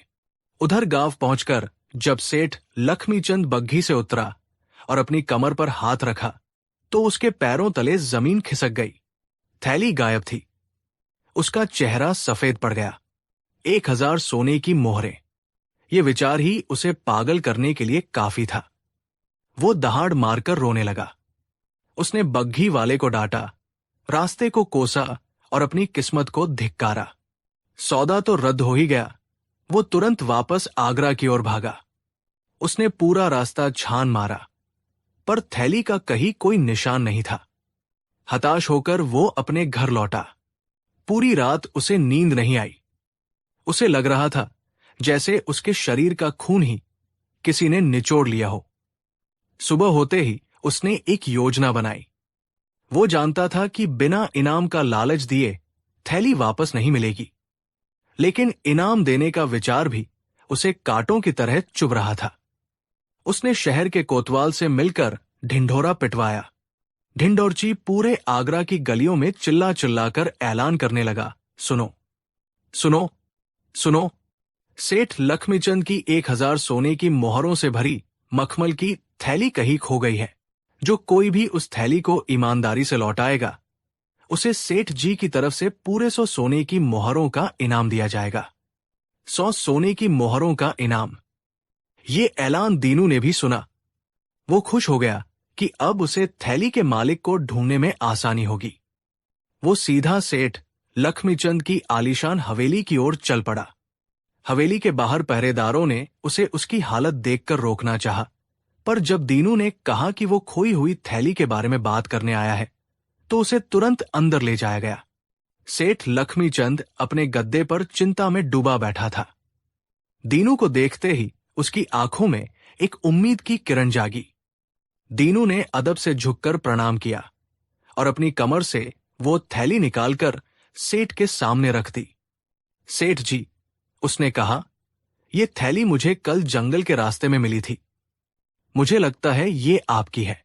थैली को देखते ही सेठ की जान में जान आई। उसने झपटकर थैली उठाई और उसका मुंह खोलकर अंदर झांका। सोने की मोहरें वैसी की वैसी चमक रही थी। उसने मन ही मन उन्हें गिना और तसल्ली कर ली कि पूरी 1000 मोहरें हैं। उसका चेहरा खिल उठा, लेकिन जैसे ही उसकी नजर दीनू पर पड़ी, उसके चेहरे के भाव बदल गए। इनाम में 100 मोहरें देने का ख्याल उसे एक जहर के घूंट की तरह लगा। उसकी कंजूस बुद्धि ने तुरंत एक कपटपूर्ण योजना बना ली। उसने अपनी आंखों में बनावटी गुस्सा लाते हुए कहा, अरे बेईमान आदमी, तूने तो अपना इनाम पहले ही ले लिया और अब और इनाम की उम्मीद से यहां चला आया। दीनू हैरान रह गया। क्या मतलब सेठ जी? मैं कुछ समझा नहीं। सेठ चिल्लाकर बोला, मतलब ये कि मेरी इस थैली में 1100 सोने की मोहरें थी और अब इसमें सिर्फ 1000 है। इसका मतलब तूने 100 मोहरें, जो इनाम की रकम थी, पहले ही निकालकर अपनी जेब में रख ली है। अब चल, दफा हो जा यहां से। शुक्र मना कि मैं तुझे चोरी के इल्जाम में कोतवाल के हवाले नहीं कर रहा। दीनू के सिर पर जैसे आसमान टूट पड़ा। वो सन्न रह गया। नहीं सेठ जी, आप ये क्या कह रहे हैं? ये सरासर झूठ है। मैंने थैली को खोलकर देखा तक नहीं। मोहरें गिनना तो दूर की बात है। मैंने जैसी पाई थी वैसी ही आपको लौटा दी। आप मुझ गरीब पर ऐसा झूठा इल्जाम मत लगाइए। वो गिड़गिड़ाने लगा, लेकिन सेठ अपनी बात पर अड़ा रहा। उसने दीनू को धक्के मारकर हवेली से बाहर निकलवा दिया। दीनू अपमान और दुख से रो पड़ा। उसकी ईमानदारी का ये सिला मिला था। लोगों की भीड़ जमा हो गई थी। कुछ लोग सेठ की बात पर यकीन कर रहे थे, तो कुछ दीनू की आंखों में सच्चाई देखकर दुविधा में थे। दीनू ने आंसू पोंछते हुए कहा, सेठ जी, आपने मेरा अपमान किया है। मैं गरीब हूं, चोर नहीं। अब इस बात का फैसला बादशाह अकबर के दरबार में ही होगा। सेठ लक्ष्मीचंद मन ही मन हंसा। उसे अपनी दौलत और पहुंच पर पूरा भरोसा था। उसने कहा, ठीक है, चल, दरबार में ही सही। वहां भी सच सामने आ ही जाएगा कि चोर कौन है। अगले दिन बादशाह अकबर का भव्य दरबार लगा हुआ था। सभी नवरत्न अपनी अपनी जगह पर विराजमान थे। बादशाह अपने सिंहासन पर बैठकर लोगों की समस्याएं सुन रहे थे। तभी सेठ लक्ष्मीचंद और दीनू को दरबार में पेश किया गया। अकबर ने पूछा, क्या मामला है? सेठ लक्ष्मीचंद ने आगे बढ़कर बड़े ही नाटकीय ढंग से अपनी कहानी सुनाई। जहांपनाह, मैं आपका एक छोटा सा व्यापारी, इस सल्तनत का एक वफादार सेवक। कल मेरा 1100 सोने की मोहरों से भरा थैला खो गया था। मैंने 100 मोहरों के इनाम का ऐलान करवाया। ये आदमी आज थैला लेकर आया, लेकिन इसमें सिर्फ 1000 मोहरें थी। इसने अपना इनाम पहले ही निकाल लिया और अब और इनाम का लालच कर रहा है। मैंने इसे भगा दिया तो ये मुझे ही झूठा बता रहा है। आप ही इंसाफ करें अन्नदाता। फिर अकबर ने दीनू की तरफ देखा। दीनू कांपते हुए बोला, हुजूर, मैं एक गरीब लकड़हारा हूं। मुझे ये थैली जंगल के रास्ते में मिली थी। मैंने इसमें से एक पैसा भी नहीं निकाला। मैं कसम खाता हूं। सेठ जी सरासर झूठ बोल रहे हैं। मैंने ईमानदारी दिखाई और मुझे चोरी का इल्जाम मिल रहा है। हुजूर, मेरी इज्जत बचाइए। अकबर एक कुशल शासक थे। वो चेहरे पढ़ना जानते थे। दीनू की आंखों में उन्हें सच्चाई और सेठ की बातों में लालच की गंध आ रही थी। लेकिन बिना किसी सबूत के फैसला सुनाना मुश्किल था। कोई गवाह नहीं था। ये सिर्फ एक व्यक्ति के शब्द दूसरे के खिलाफ थे। अकबर दुविधा में पड़ गए। उन्होंने अपने सबसे बुद्धिमान सलाहकार बीरबल की ओर देखा। बीरबल, इस मामले में तुम्हारी क्या राय है? ये गुत्थी बड़ी उलझी हुई है। सच और झूठ के बीच का पर्दा कैसे उठाया जाए? बीरबल अपनी जगह से उठे, बादशाह को सलाम किया और फिर सेठ लक्ष्मीचंद और दीनू को गौर से देखा। उनके चेहरे पर एक हल्की सी मुस्कान थी, जैसे वो इस पहेली का हल पहले ही जान चुके हों। बीरबल ने सबसे पहले सेठ लक्ष्मीचंद से पूछा, सेठ जी, क्या आपको पूरा यकीन है कि आपकी थैली में ठीक 1100 मोहरें ही थी? न एक कम, न एक ज्यादा। सेठ ने पूरे आत्मविश्वास से कहा, जी हां हुजूर, मुझे पाई पाई का हिसाब रहता है। पूरी 1100 मोहरें थी। बीरबल ने सिर हिलाया। फिर वो दीनू की ओर मुड़े। दीनू, और तुम कहते हो कि तुमने थैली मिलने पर उसे खोलकर नहीं देखा और नहीं मोहरें गिनी? दीनू ने सच्चाई से कहा, जी, मैंने सिर्फ ये देखा कि अंदर मोहरें हैं, पर कितनी हैं ये गिनने की मैंने हिमाकत नहीं की। वो पराया धन था। बीरबल मुस्कुराए। उन्होंने दरबारियों की ओर देखा और फिर बादशाह अकबर की अनुमति से अपना फैसला सुनाना शुरू किया। उनका हर शब्द ध्यान से सुना जा रहा था। जहां पनाह और दरबार में मौजूद सभी सज्जनों, बीरबल ने अपनी शांत और प्रभावशाली आवाज में कहा, यह मामला जितना पेचीदा दिखता है उतना ही सरल है। यहां दो अलग अलग कहानियां हैं। सेठ लक्ष्मीचंद का कहना है कि उनकी थैली खोई है जिसमें 1100 सोने की मोहरें थी। उन्होंने सेठ की ओर देखा। सेठ ने गर्व से सिर हिलाया और बीरबल ने दीनू की ओर इशारा करते हुए कहा, इस गरीब लकड़हारे को एक थैली मिली है जिसमें 1000 सोने की मोहरें हैं। बीरबल ने एक पल का विराम लिया जिससे उनकी बात का असर गहरा हो। फिर उन्होंने अपना अंतिम दाव चला। इसका तो एक ही मतलब निकलता है, जहां पनाह, ये थैली सेठ लक्ष्मीचंद की है ही नहीं, क्योंकि सेठ जी की थैली में तो 1100 मोहरें थी और इस थैली में सिर्फ 1000 है। जाहिर है ये किसी और की थैली है जो दीनू को मिली है। दरबार में एकदम सन्नाटा छा गया। सेठ लक्ष्मीचंद का मुंह खुला का खुला रह गया।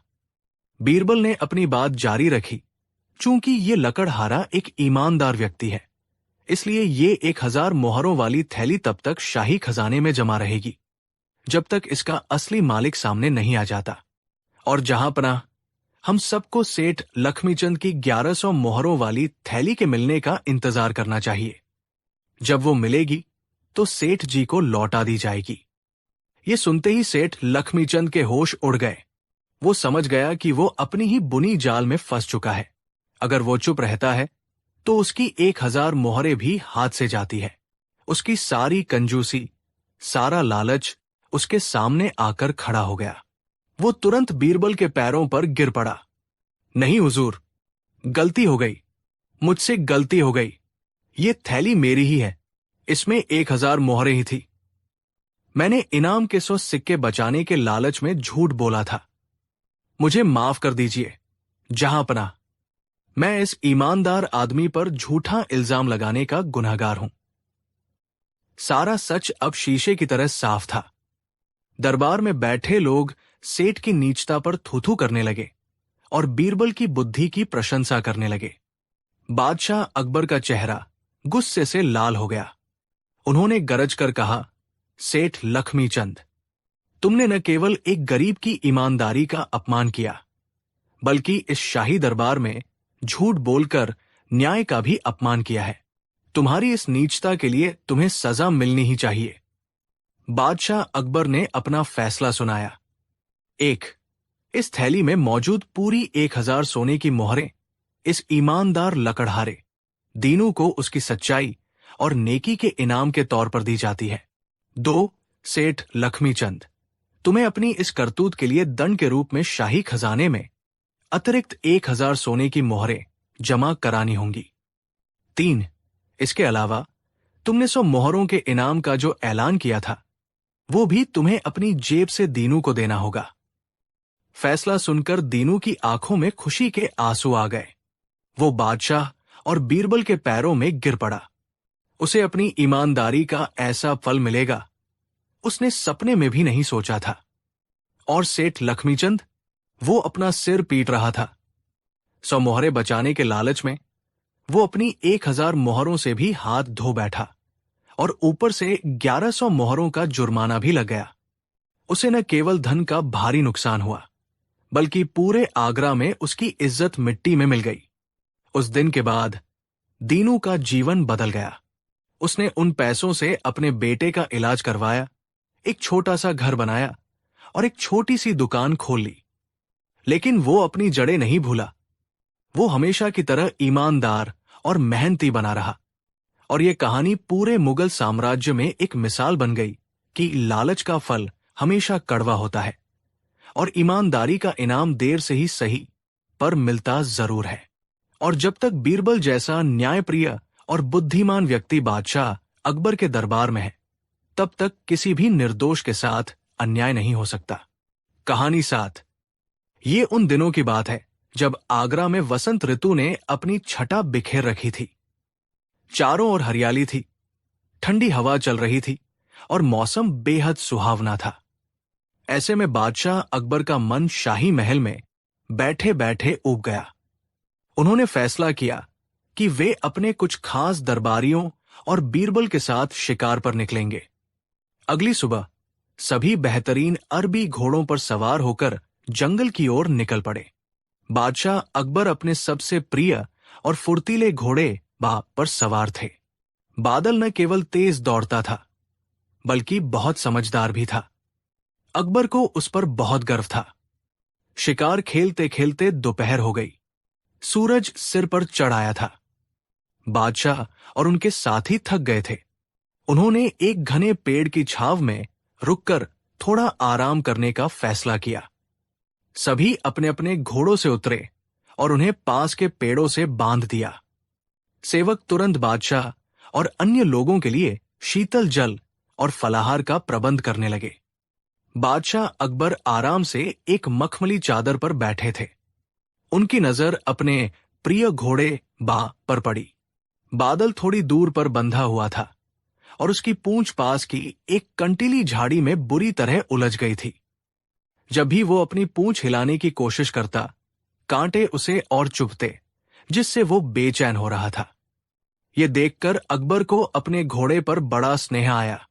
उन्होंने इधर उधर नजर दौड़ाई।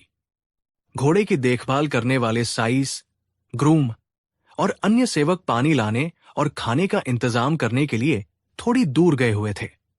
पास में सिर्फ कुछ मंत्री और बीरबल ही खड़े थे। अकबर के मन में शरारत सूझी। उन्होंने सोचा, क्यों ना आज बीरबल की परीक्षा ली जाए। देखता हूं कि वो हर बात में अपनी चतुराई दिखाता है। आज इस स्थिति में क्या करता है। उन्होंने बीरबल को आवाज दी, बीरबल। बीरबल तुरंत हाथ बांधकर सामने आए और बोले, जी जहांपनाह। अकबर ने घोड़े की ओर इशारा करते हुए कहा, बीरबल, देखो तो हमारे प्रिय बादल की पूंछ झाड़ियों में उलझ गई है। उसे बहुत तकलीफ हो रही है।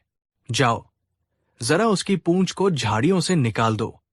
ये सुनकर वहां मौजूद सभी मंत्री और दरबारी हैरान रह गए। बादशाह अपने सबसे बुद्धिमान सलाहकार और नवरत्नों में से एक को घोड़े की पूंछ साफ करने जैसा छोटा काम करने के लिए कह रहे थे। ये तो एक साइस या सेवक का काम था। सबकी नजरें बीरबल पर टिक गई। वे देखना चाहते थे कि बीरबल इस अपमानजनक आज्ञा का पालन कैसे करते हैं। कुछ दरबारी जो बीरबल से जलते थे, मन ही मन खुश हो रहे थे कि आज बीरबल की हैकड़ी निकलेगी। लेकिन बीरबल के चेहरे पर शिकन तक नहीं आई। उन्होंने न तो गुस्सा दिखाया और न ही कोई हैरानी। वो बिल्कुल शांत खड़े रहे, जैसे उन्होंने बादशाह की बात सुनी ही न हो। वो बस अपनी जगह पर स्थिर खड़े थे। अकबर को लगा कि शायद बीरबल ने सुना नहीं। उन्होंने थोड़ा ऊंची आवाज में फिर कहा, बीरबल, सुना नहीं तुमने? हमने कहा, जाकर बादल की पूंछ को कांटों से छुड़ाओ। वो बेचैन हो रहा है। इस बार बीरबल ने धीरे से सिर हिलाया, लेकिन अपनी जगह से 1 इंच भी नहीं हिले। अब अकबर को थोड़ा क्रोध आने लगा। उन्होंने कहा, क्या बात है बीरबल? क्या तुम्हें हमारा हुक्म सुनाई नहीं दे रहा, या तुम जानबूझकर हमारी आज्ञा का अनादर कर रहे हो? अब बीरबल ने बड़ी विनम्रता से अपना सिर झुकाया और बहुत ही शांत और स्पष्ट स्वर में वो वाक्य कहा जो इतिहास में दर्ज हो गया। उन्होंने कहा, हुजूर, गुस्ताखी माफ हो, पर मैं आपका नौकर हूं, आपके घोड़े का नहीं। ये सुनते ही पूरे माहौल में एक गहरा सन्नाटा छा गया। बादशाह अकबर का मुंह आश्चर्य से खुला रह गया। किसी की हिम्मत नहीं थी कि बादशाह के सामने ऐसी बात कह सके। जलने वाले दरबारियों को लगा कि अब तो बीरबल की खैर नहीं। बादशाह उसे इस गुस्ताखी के लिए कड़ी से कड़ी सजा देंगे। अकबर ने अपनी त्योरियां चढ़ाकर पूछा, क्या मतलब है तुम्हारा? क्या तुम कहना चाहते हो कि तुम हमारा हुक्म नहीं मानोगे? बीरबल ने उतनी ही विनम्रता से जवाब दिया, नहीं जहांपना, मेरा ऐसा मतलब बिल्कुल नहीं है। आपका हर हुक्म मेरे सर आंखों पर। लेकिन हर काम के लिए एक व्यक्ति नियुक्त होता है और हर पद की एक गरिमा होती है। उन्होंने अपनी बात को और स्पष्ट करते हुए कहा, आपने मुझे अपना सलाहकार बनाया है ताकि मैं अपनी बुद्धि का इस्तेमाल सल्तनत के मुश्किल मामलों को सुलझाने के लिए करूं। घोड़े की देखभाल के लिए आपने कुशल साइस नियुक्त किए हैं। यह काम उनका है और वे इसे मुझसे बेहतर तरीके से कर सकते हैं। बीरबल ने एक पल रुककर आगे कहा, अगर आज मैं, आपका सलाहकार, आपके घोड़े की पूंछ साफ करूंगा, तो कल साइस आकर मुझसे कहेगा कि मैं उसके गधे को नहला दूं। हर व्यक्ति को वही काम करना चाहिए जिसके लिए वो नियुक्त किया गया है। यदि मैं अपने पद की गरिमा नहीं रखूंगा, तो लोग आपका सम्मान कैसे करेंगे कि बादशाह ने कैसे व्यक्ति को अपना सलाहकार बनाया है जो घोड़ों की पूंछ साफ करता है? इसमें अपमान मेरा नहीं, बल्कि आपके द्वारा दिए गए पद और आपके चयन का होगा। बीरबल का तर्क सुनकर बादशाह अकबर निशब्द हो गए। उनका गुस्सा काफूर हो गया और चेहरे पर एक गहरी मुस्कान फैल गई। उन्हें अपनी गलती का एहसास हुआ कि उन्होंने सिर्फ एक मजाक के लिए बीरबल को ऐसी स्थिति में डाल दिया था। वो अपनी जगह से उठे, बीरबल के कंधे पर हाथ रखा और जोर से हंस पड़े। उन्होंने कहा, वाह बीरबल, वाह! मान गए तुम्हारी हाजिर जवाबी और बुद्धिमानी को। तुमने एक साधारण सी बात में कितनी गहरी और सच्ची बात कह दी। तुम सिर्फ मेरे सलाहकार नहीं, बल्कि मेरे दोस्त और गुरु भी हो, जो मुझे हमेशा सही रास्ता दिखाते हो। तभी साइस भी वहां आ गए। अकबर ने उन्हें घोड़े की पूंछ निकालने का आदेश दिया। बादशाह ने सभी दरबारियों के सामने घोषणा की, याद रखो, बीरबल जैसा बुद्धिमान और स्वाभिमानी व्यक्ति ही इस सल्तनत का असली नवरत्न है। पद का सम्मान व्यक्ति के सम्मान से जुड़ा होता है। उस दिन सभी को एक बार फिर समझ आ गया कि बीरबल को हराना नामुमकिन क्यों है। शिक्षा: इस कहानी से हमें ये सीख मिलती है कि हर व्यक्ति को अपने पद और काम की गरिमा का सम्मान करना चाहिए। हमें अपनी जिम्मेदारियों को समझना चाहिए और विनम्रता के साथ साथ अपने स्वाभिमान की भी रक्षा करनी चाहिए। एक चतुर और तर्कपूर्ण जवाब किसी भी मुश्किल और अपमानजनक स्थिति से बाहर निकलने का रास्ता दिखा सकता है। कहानी 8। बादशाह अकबर के शासन में आगरा शहर न्याय और समृद्धि के लिए जाना जाता था। बादशाह खुद न्यायप्रिय थे और उन्होंने ये सुनिश्चित किया था कि उनकी प्रजा को सही और समय पर न्याय मिले। शहर में न्याय व्यवस्था की एक महत्वपूर्ण कड़ी थे शहर काजी, जिनका नाम आलिम खान था। काजी आलिम खान बाहर से बहुत ज्ञानी, धर्मपरायण और ईमानदार दिखते थे। उनकी लंबी सफेद दाढ़ी, सिर पर बड़ी पगड़ी और हमेशा ईश्वर का नाम लेने की आदत ने लोगों के मन में उनके प्रति एक गहरा सम्मान पैदा कर दिया था। लेकिन पर्दे के पीछे काजी आलिम खान का एक और चेहरा था। वो लालची, मक्कार और बेईमान थे। वो अपनी पदवी का इस्तेमाल गरीबों को डराने और अमीरों से रिश्वत लेकर उनके पक्ष में फैसला सुनाने के लिए करते थे। लेकिन वह ये सब इतनी सफाई से करते थे कि आज तक कोई भी उन पर उंगली नहीं उठा सका था। आगरा के एक कोने में रामू नाम का एक गरीब कुम्हार रहता था। वो दिन रात मेहनत करके मिट्टी के बर्तन बनाता और उन्हें बेचकर अपने परिवार का पेट पालता था। सालों की मेहनत के बाद उसने अपनी बेटी की शादी के लिए धीरे धीरे 100 सोने की मोहरें जमा की थी। ये उसकी जिंदगी भर की कमाई थी। एक दिन रामू को अपने परिवार के साथ एक लंबी तीर्थ यात्रा पर जाना पड़ा। अब उसके सामने सबसे बड़ी चिंता थी कि अपनी जीवन भर की पूंजी, इन 100 सोने की मोहरों को कहां सुरक्षित रखा जाए। घर पर छोड़ना सुरक्षित नहीं था। बहुत सोचने के बाद उसे शहर के सबसे सम्मानित और भरोसेमंद व्यक्ति काजी आलिम खान का ख्याल आया। काजी साहब तो खुदा के बंदे हैं, उसने सोचा। उनके पास मेरा धन पूरी तरह सुरक्षित रहेगा। अगले दिन वो मोहरों की थैली लेकर काजी की हवेली पहुंचा। उसने काजी के पैर छूकर कहा, काजी साहब, मैं एक लंबी तीर्थ यात्रा पर जा रहा हूं। ये मेरी बेटी की शादी के लिए जमा की गई 100 सोने की मोहरें हैं। मैं आप पर भरोसा करके ये अमानत आपके पास छोड़ना चाहता हूं।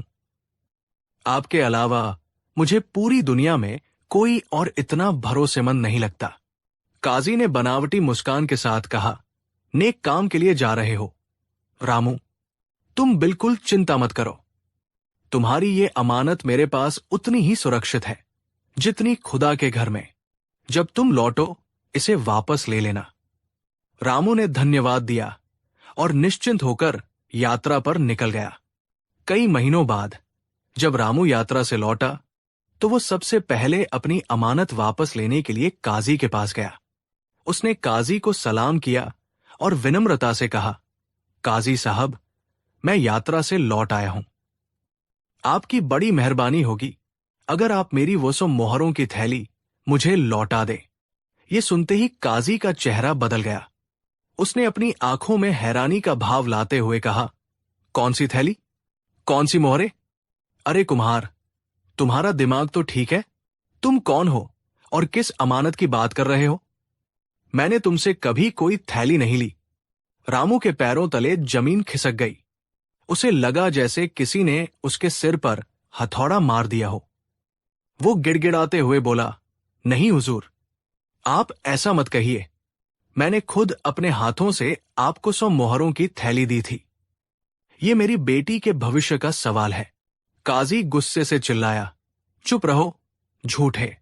तुम मुझ जैसे शरीफ और खुदापरस्त इंसान पर इतना बड़ा इल्जाम लगाते हो। तुम्हारी हिम्मत कैसे हुई? दफा हो जाओ यहां से, वरना मैं तुम्हें झूठे इल्जाम लगाने के जुर्म में कैद करवा दूंगा। काजी ने अपने नौकरों को बुलाकर रामू को धक्के मारकर हवेली से बाहर निकलवा दिया। बेचारा रामू सड़क पर गिर पड़ा। उसकी दुनिया लुट चुकी थी।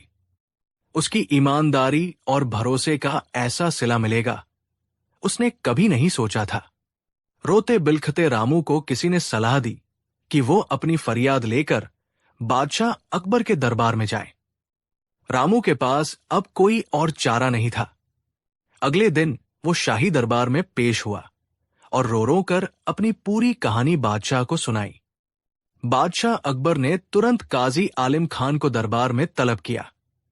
काजी बड़े आत्मविश्वास के साथ दरबार में आया। बादशाह ने पूछा, काजी साहब, क्या इस गरीब कुम्हार का आरोप सच है? क्या आपने इसकी 100 सोने की मोहरें अपनी अमानत में रखी थी? काजी ने बड़ी मासूमियत से जवाब दिया, जहांपनाह, खुदा गवाह है, ये आदमी सरासर झूठ बोल रहा है। मैं तो इसे ठीक से पहचानता भी नहीं। ये शायद कोई धोखेबाज है जो मेरी प्रतिष्ठा को धूमिल करने की कोशिश कर रहा है। आप ही इंसाफ करें। अब बादशाह अकबर एक बड़ी दुविधा में पड़ गए। एक तरफ एक गरीब कुम्हार था जिसके पास कोई सबूत नहीं था, और दूसरी तरफ शहर का सम्मानित काजी था जिसकी बात को झुठलाना आसान नहीं था। बिना किसी गवाह या सबूत के न्याय करना असंभव था। परेशान होकर बादशाह ने अपने सबसे बुद्धिमान सलाहकार की ओर देखा।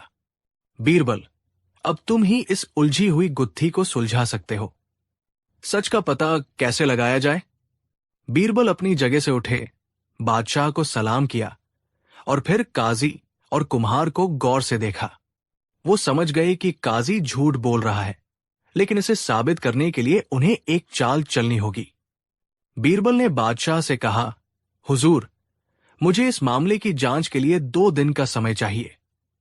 बादशाह ने इजाजत दे दी। उसी रात बीरबल ने अपना भेष बदला और देर रात काजी आलिम खान की हवेली पहुंचे। उन्होंने काजी को एकांत में बुलाया और बहुत ही रहस्यमयी आवाज में कहा, काजी साहब, मैं आपके पास एक बहुत बड़ी और गुप्त समस्या लेकर आया हूं जिसके बारे में बादशाह भी नहीं जानते। काजी हैरान हो गया। बीरबल ने अपनी कहानी शुरू की। मेरे एक बहुत अमीर व्यापारी मित्र की अचानक मृत्यु हो गई है। वो अपने पीछे 5,000 सोने की मोहरों से भरा एक संदूक छोड़ गया है। उसके कई रिश्तेदार हैं और सब उस पर अपना हक जता रहे हैं। मामला बहुत पेचीदा है।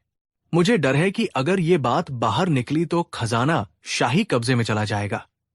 ये सुनकर काजी की आंखों में लालच की चमक आ गई। बीरबल ने आगे कहा, मुझे कुछ महीनों के लिए इस संदूक को किसी बहुत ही भरोसेमंद और ईमानदार व्यक्ति के पास छिपाना है, जिस पर कोई शक भी न करे। पूरी आगरा में आपसे ज्यादा ईमानदार और भरोसेमंद कोई नहीं है। क्या आप ये अमानत अपने पास रखेंगे? जब मामला सुलझ जाएगा तो इस मदद के बदले मैं आपको 500 मोहरें इनाम में दूंगा। 500 मोहरों का नाम सुनते ही काजी का दिमाग घूम गया। वो तुरंत तैयार हो गया। अरे, ये तो मेरा फर्ज है। आप बिल्कुल चिंता न करें। संदूक यहां पूरी तरह सुरक्षित रहेगा। बीरबल ने कहा, ठीक है, तो मैं कल रात ये संदूक लेकर आपके पास आऊंगा। लेकिन याद रहे, ये बात पूरी तरह से गुप्त रहनी चाहिए। अगर बादशाह को पता चला कि आपके खिलाफ एक कुम्हार ने 100 मोहरों की बेईमानी का आरोप लगाया है, तो शायद मैं ये संदूक आपके पास न रख पाऊं। इससे आपकी बदनामी होगी। ये कहकर बीरबल वहां से चले गए। बीरबल के जाते ही काजी सोचने लगा, 5,000 मोहरें और 500 का इनाम, ये तो किस्मत खुलने जैसा है।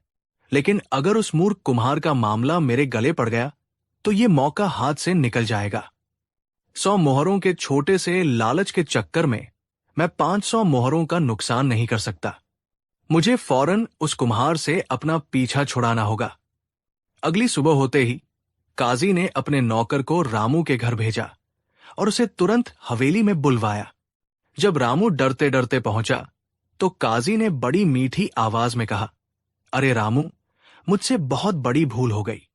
मैं बूढ़ा हो गया हूं, याददाश्त कमजोर हो गई है।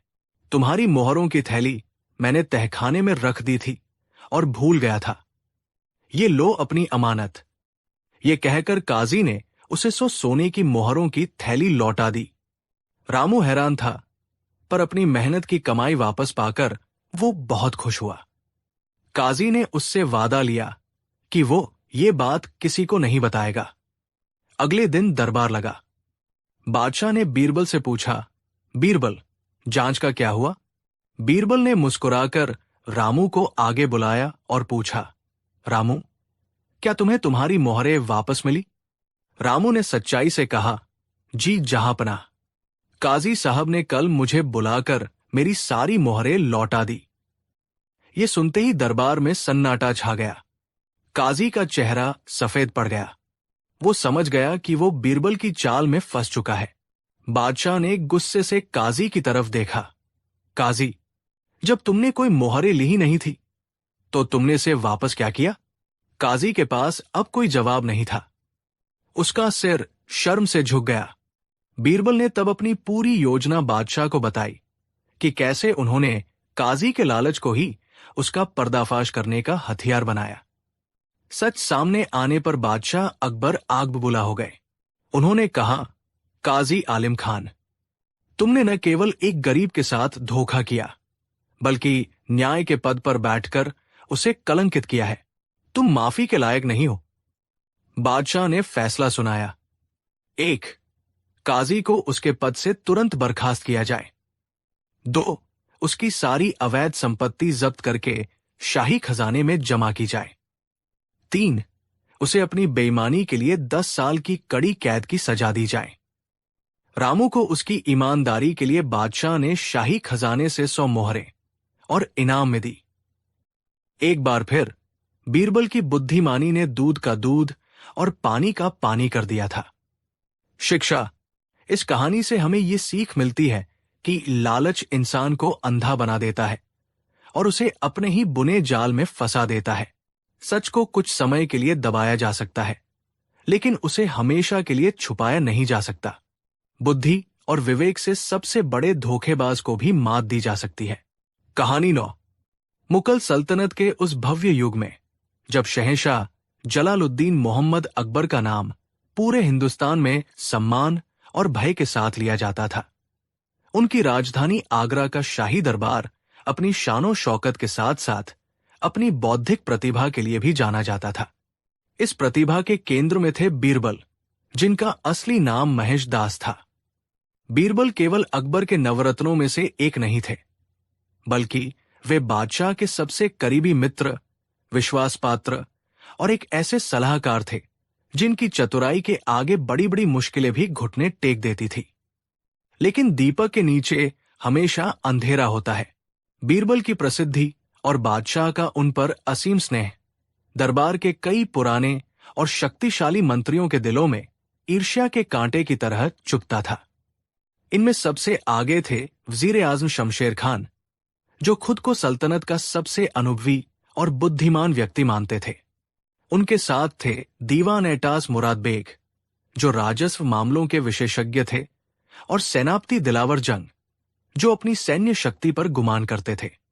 इन तीनों को ये बात हजम नहीं होती थी कि बादशाह हर महत्वपूर्ण फैसले के लिए बीरबल की राय को अंतिम मानते थे, जबकि वे दशकों से सल्तनत की सेवा कर रहे थे। उनकी नफरत की आग तब और भड़क उठती जब बीरबल अपनी साधारण सी लगने वाली बातों से उनकी जटिल योजनाओं को एक पल में खारिज कर देते थे। वे बीरबल को बादशाह की नजरों से गिराने के लिए किसी सही मौके का इंतजार कर रहे थे, एक ऐसा मौका जो बीरबल को हमेशा के लिए दरबार से दूर कर दे। एक स्याह रात, जब आसमान में चांद भी बादलों में छिपा हुआ था, शमशेर खान ने मुराद बेग और दिलावर जंग को अपने महल के एक गुप्त तहखाने में बुलाया।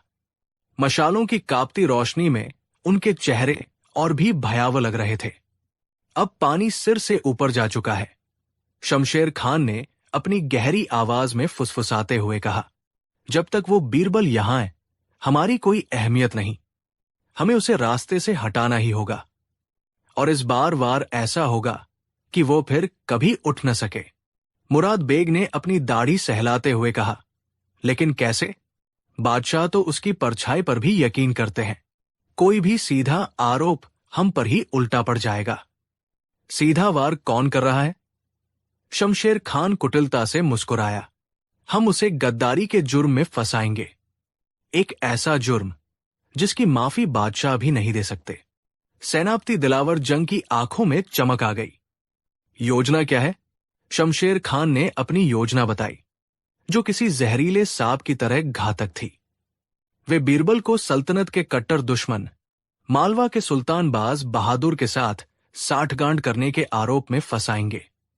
इसके लिए उन्होंने शहर के सबसे कुशल जालसाज को बुलाया, जो किसी की भी लिखावट की हूबहू नकल कर सकता था। उससे बीरबल की लिखावट में कुछ जाली पत्र तैयार करवाए गए।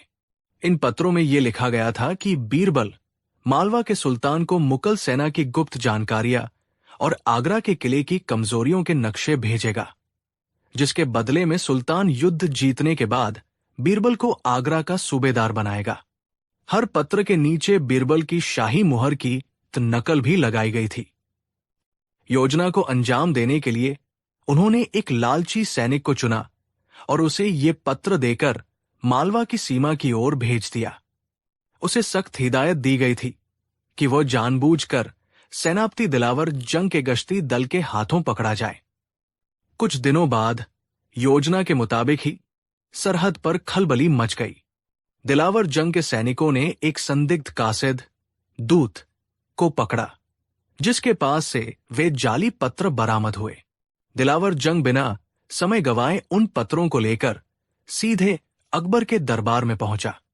उस दिन दरबार की रौनक देखने लायक थी। बादशाह अकबर अपने सिंहासन पर विराजमान थे और बीरबल उनके पास खड़े किसी गंभीर विषय पर अपनी राय दे रहे थे। तभी दिलावर जंग ने नाटकीय ढंग से प्रवेश किया और हाफते हुए बोला, रक्षा करें जहांपनाह। सल्तनत की जड़ों को खोखला करने वाली एक भयानक साजिश का पर्दाफाश हुआ है। दरबार में एक पल के लिए खामोशी छा गई। अकबर ने अपनी भौहें सिकोड़कर पूछा, क्या बात है सेनापति? साफ साफ बताओ। दिलावर जंग ने वे पत्र अकबर के सामने रखते हुए कहा, आलम पनाह, ये दूत हमारी सल्तनत के सबसे बड़े राज दुश्मन तक पहुंचाने जा रहा था। और ये खत ये खत लिखने वाला कोई और नहीं बल्कि आपका सबसे करीबी और विश्वास पात्र सलाहकार है। ये कहकर उसने बीरबल की ओर उंगली उठा दी। दरबार में बैठे सभी लोग सन्न रह गए। बीरबल खुद हतप्रभ थे। उन्हें समझ नहीं आ रहा था कि ये क्या हो रहा है। अकबर ने कांपते हाथों से पत्र उठाए। लिखावट बीरबल की थी, मुहर भी बीरबल की थी। हर सबूत बीरबल के खिलाफ था। ये असंभव है, जहांपनाह, ये मेरे खिलाफ एक गहरी साजिश है। मैं बेकसूर हूं। बीरबल ने अपनी पूरी ताकत से चिल्लाकर कहा। सबूत चीख चीख कर आपकी गद्दारी की गवाही दे रहे हैं। बीरबल, शमशेर खान ने आगे बढ़कर कहा, हमें तो पहले से ही आप पर शक था। आज दूध का दूध और पानी का पानी हो गया। अकबर का दिल और दिमाग एक भयानक द्वंद्व में फंस गया। उनका दिल कह रहा था कि बीरबल, जो उनके लिए अपनी जान दे सकता है, ऐसा कभी नहीं कर सकता। लेकिन एक बादशाह के तौर पर वे इतने मजबूत सबूतों को अनदेखा नहीं कर सकते थे। उनका चेहरा दुख और क्रोध से पत्थर जैसा हो गया। भारी मन से उन्होंने फैसला सुनाया, बीरबल, तुम्हारे पुराने कामों को देखते हुए हम तुम्हें मौत की सजा नहीं दे रहे, लेकिन तुम्हें आज ही इसी वक्त सल्तनत से निर्वासित किया जाता है। दोबारा इस सल्तनत में अपनी सूरत मत दिखाना। यह फैसला वज्रपात की तरह था। बीरबल की आंखों से आंसू बह निकले, लेकिन उन्होंने अपनी सफाई में एक और शब्द नहीं कहा। उन्होंने चुपचाप बादशाह को सलाम किया और भरे दरबार से सिर झुकाकर निकल गए। उनके जाने के बाद शमशेर खान, मुराद बेग और दिलावर जंग ने एक दूसरे को देखकर विजयी मुस्कान दी। बीरबल के बिना आगरा का दरबार अपनी आत्मा खो बैठा। अकबर उदास और चिड़चिड़े रहने लगे। उन्हें हर पल बीरबल की कमी खलती थी। सल्तनत के मामले उलझने लगे, क्योंकि शमशेर खान और उसके साथियों की सलाह में वह दूरदर्शिता नहीं थी जो बीरबल में थी। 6 महीने बीत गए। एक दिन फारस के शक्तिशाली शाह तहमास्प का एक दूत अकबर के दरबार में आया। वो अपने साथ शाह का एक चुनौतीपूर्ण पैगाम लाया था। दूत ने कहा, हमारे शाह हिंदुस्तान की बुद्धिमत्ता की परीक्षा लेना चाहते हैं। उन्होंने 3 सवाल भेजे हैं। अगर आपके दरबारी इनका सही जवाब नहीं दे पाए तो ये माना जाएगा कि हिंदुस्तान अक्ल से खाली है और मुगल सल्तनत को फारस की अधीनता स्वीकार करनी होगी। ये सल्तनत की आन बान शान पर सीधा हमला था। दरबार में सन्नाटा छा गया जब दूत ने वे 3 सवाल पढ़े। 1. समुद्र का पानी खारा क्यों होता है? 2. इस दुनिया में सबसे भारी बोझ क्या है? 3. क्या तुम या तुम्हारा कोई दरबारी कोई ऐसी चीज बना सकता है जिसे चुदहुदा ईश्वर भी नहीं बना सकता? ये सुनकर सभी मंत्रियों के चेहरे पीले पड़ गए। तीसरा सवाल तो ईशनिंदा जैसा था। भला कोई इंसान ऐसा क्या बना सकता है जो सर्वशक्तिमान ईश्वर न बना सके? ये एक असंभव और खतरनाक चुनौती थी। अकबर की इज्जत दांव पर लगी थी। एक रात वे इतने निराश हो गए कि उनके मुंह से निकल ही गया, काश आज बीरबल यहां होता। वो इन पहेलियों को चुटकियों में सुलझा देता। ये बात उनके एक वफादार पुराने सेवक ने सुन ली, जो जानता था कि बीरबल ने भेष बदलकर पास के एक गांव में एक किसान के रूप में शरण ले रखी है। उसने हिम्मत करके बादशाह को बीरबल का पता बता दिया। अकबर की आंखों में उम्मीद की एक किरण जागी। उन्होंने तुरंत गुप्त रूप से बीरबल को लाने का हुक्म दिया। अगले दिन एक साधारण किसान के भेष में बीरबल दरबार में पेश हुए। अकबर अपने मित्र को इस हालत में देखकर भावुक हो गए और उन्होंने अपनी गलती के लिए माफी मांगी। बीरबल ने उन्हें दिलासा दिया और फारस के शाह की चुनौती सुनी। सवाल सुनते ही बीरबल के चेहरे पर वही पुरानी आत्मविश्वास भरी मुस्कान लौट आई। उन्होंने फारस के दूत की ओर देखकर कहा, मैं तुम्हारे शाह के सवालों का जवाब दूंगा। पहले सवाल का जवाब, समुद्र का पानी खारा क्यों होता है? बीरबल ने शांत भाव से कहा, समुद्र में लाखों करोड़ों मछलियां और समुद्री जीव रहते हैं। अगर उसका पानी मीठा होता तो वे सारे जीव कुछ ही दिनों में सड़ जाते और पूरी दुनिया में बदबू और बीमारियां फैल जाती। समुद्र का पानी खारा इसलिए है ताकि वह उन सभी जीवों को संरक्षित रख सके और दुनिया को महामारी से बचाए। ये प्रकृति का नियम है जो संतुलन बनाए रखता है। ये एक तार्किक जवाब था जिसे सुनकर दूत चुप हो गया। दूसरे सवाल का जवाब, इस दुनिया में सबसे भारी बोझ क्या है? दरबार में मौजूद लोग सोचने लगे, पहाड़, लोहा, हाथी। बीरबल ने एक गहरी सांस ली और कहा, दुनिया का सबसे भारी बोझ है अपराध बोध, और उसमें भी सबसे भारी है एक पिता के दिल पर वो बोझ जब उसका बच्चा उससे कुछ मांगे और वो अपनी गरीबी के कारण उसे दे न पाए। उस बोझ के तले इंसान जीते जी मर जाता है। इस गहरे और मार्मिक जवाब ने सभी के दिलों को छू लिया। दरबार में एक खामोशी छा गई, क्योंकि हर कोई इस जवाब की सच्चाई को महसूस कर सकता था। तीसरे और आखिरी सवाल का जवाब, क्या तुम कोई ऐसी चीज बना सकते हो जिसे चुद युदा भी नहीं बना सकता? इस सवाल पर पूरा दरबार कांप उठा। ये मुदा की शान में गुस्ताखी थी। बीरबल मुस्कुराए और पूरी दृढ़ता से बोले, हां, मैं बना सकता हूं, बल्कि हर इंसान बना सकता है। दरबार में कानाफूसी होने लगी। बीरबल ने अपनी आवाज बुलंद की और कहा, मैं झूठ बना सकता हूं। एक पल के लिए सन्नाटा छा गया। फिर बीरबल ने समझाया, मुदा सच का रूप है, वो परम सत्य है। वो सर्वशक्तिमान होते हुए भी झूठ की रचना नहीं कर सकता, क्योंकि झूठ का अस्तित्व ही सच की अनुपस्थिति है। लेकिन इंसान अपनी कमजोरियों और इच्छाओं के कारण झूठ बोल भी सकता है और बना भी सकता है। इसलिए झूठ ही वो चीज है जिसे इंसान बना सकता है, पर नुदा नहीं। ये जवाब सुनकर पूरा दरबार वाह वाह कर उठा। ये एक ऐसा दार्शनिक और अकाट्य सत्य था जिसका किसी के पास कोई जवाब नहीं था। फारस का दूत बीरबल की इस असाधारण बुद्धिमानी के सामने नतमस्तक हो गया और उसने अपनी हार स्वीकार कर ली। अकबर की खुशी का ठिकाना न रहा। उन्होंने भरे दरबार में बीरबल को गले लगा लिया और घोषणा की कि बीरबल निर्दोष है और उन्हें उनका मंत्री पद और सम्मान वापस दिया जाता है। लेकिन बीरबल ने कहा, जहांपनाह, मेरी वापसी तब पूरी होगी जब असली गद्दारों को उनकी सजा मिलेगी। यह सुनकर शमशेर खान और उसके साथियों के पैरों तले जमीन खिसक गई। बीरबल ने अपनी चाल चली।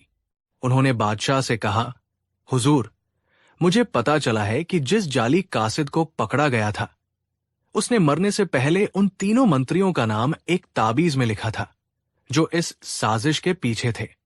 वो ताबीज शाही खजाने में रखा है। ये सिर्फ एक कहानी थी, ऐसा कोई ताबीज नहीं था। लेकिन साजिशकर्ता इस जाल में फंस गए।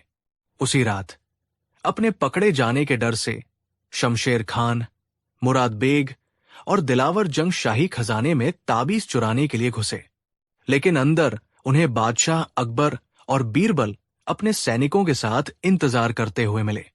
बीरबल ने मुस्कुराते हुए कहा, हमें किसी ताबीज की जरूरत नहीं थी। वजीर साहब, आपके गुनाह ने ही आपको यहां खींच लिया। तीनों गद्दार रंगे हाथों पकड़े गए और उन्होंने अपना जुर्म कबूल कर लिया। बादशाह अकबर ने उन्हें उनके पदों से हटाकर जिंदगी भर के लिए कैद की सजा सुनाई। दरबार एक बार फिर से साजिशों से हो गया। बीरबल की बुद्धिमानी और अकबर के न्याय ने यह साबित कर दिया कि सच को कुछ समय के लिए परेशान तो किया जा सकता है, लेकिन हराया नहीं जा सकता। और अकबर बीरबल की दोस्ती इस कठिन परीक्षा से गुजरकर पहले से कहीं ज्यादा मजबूत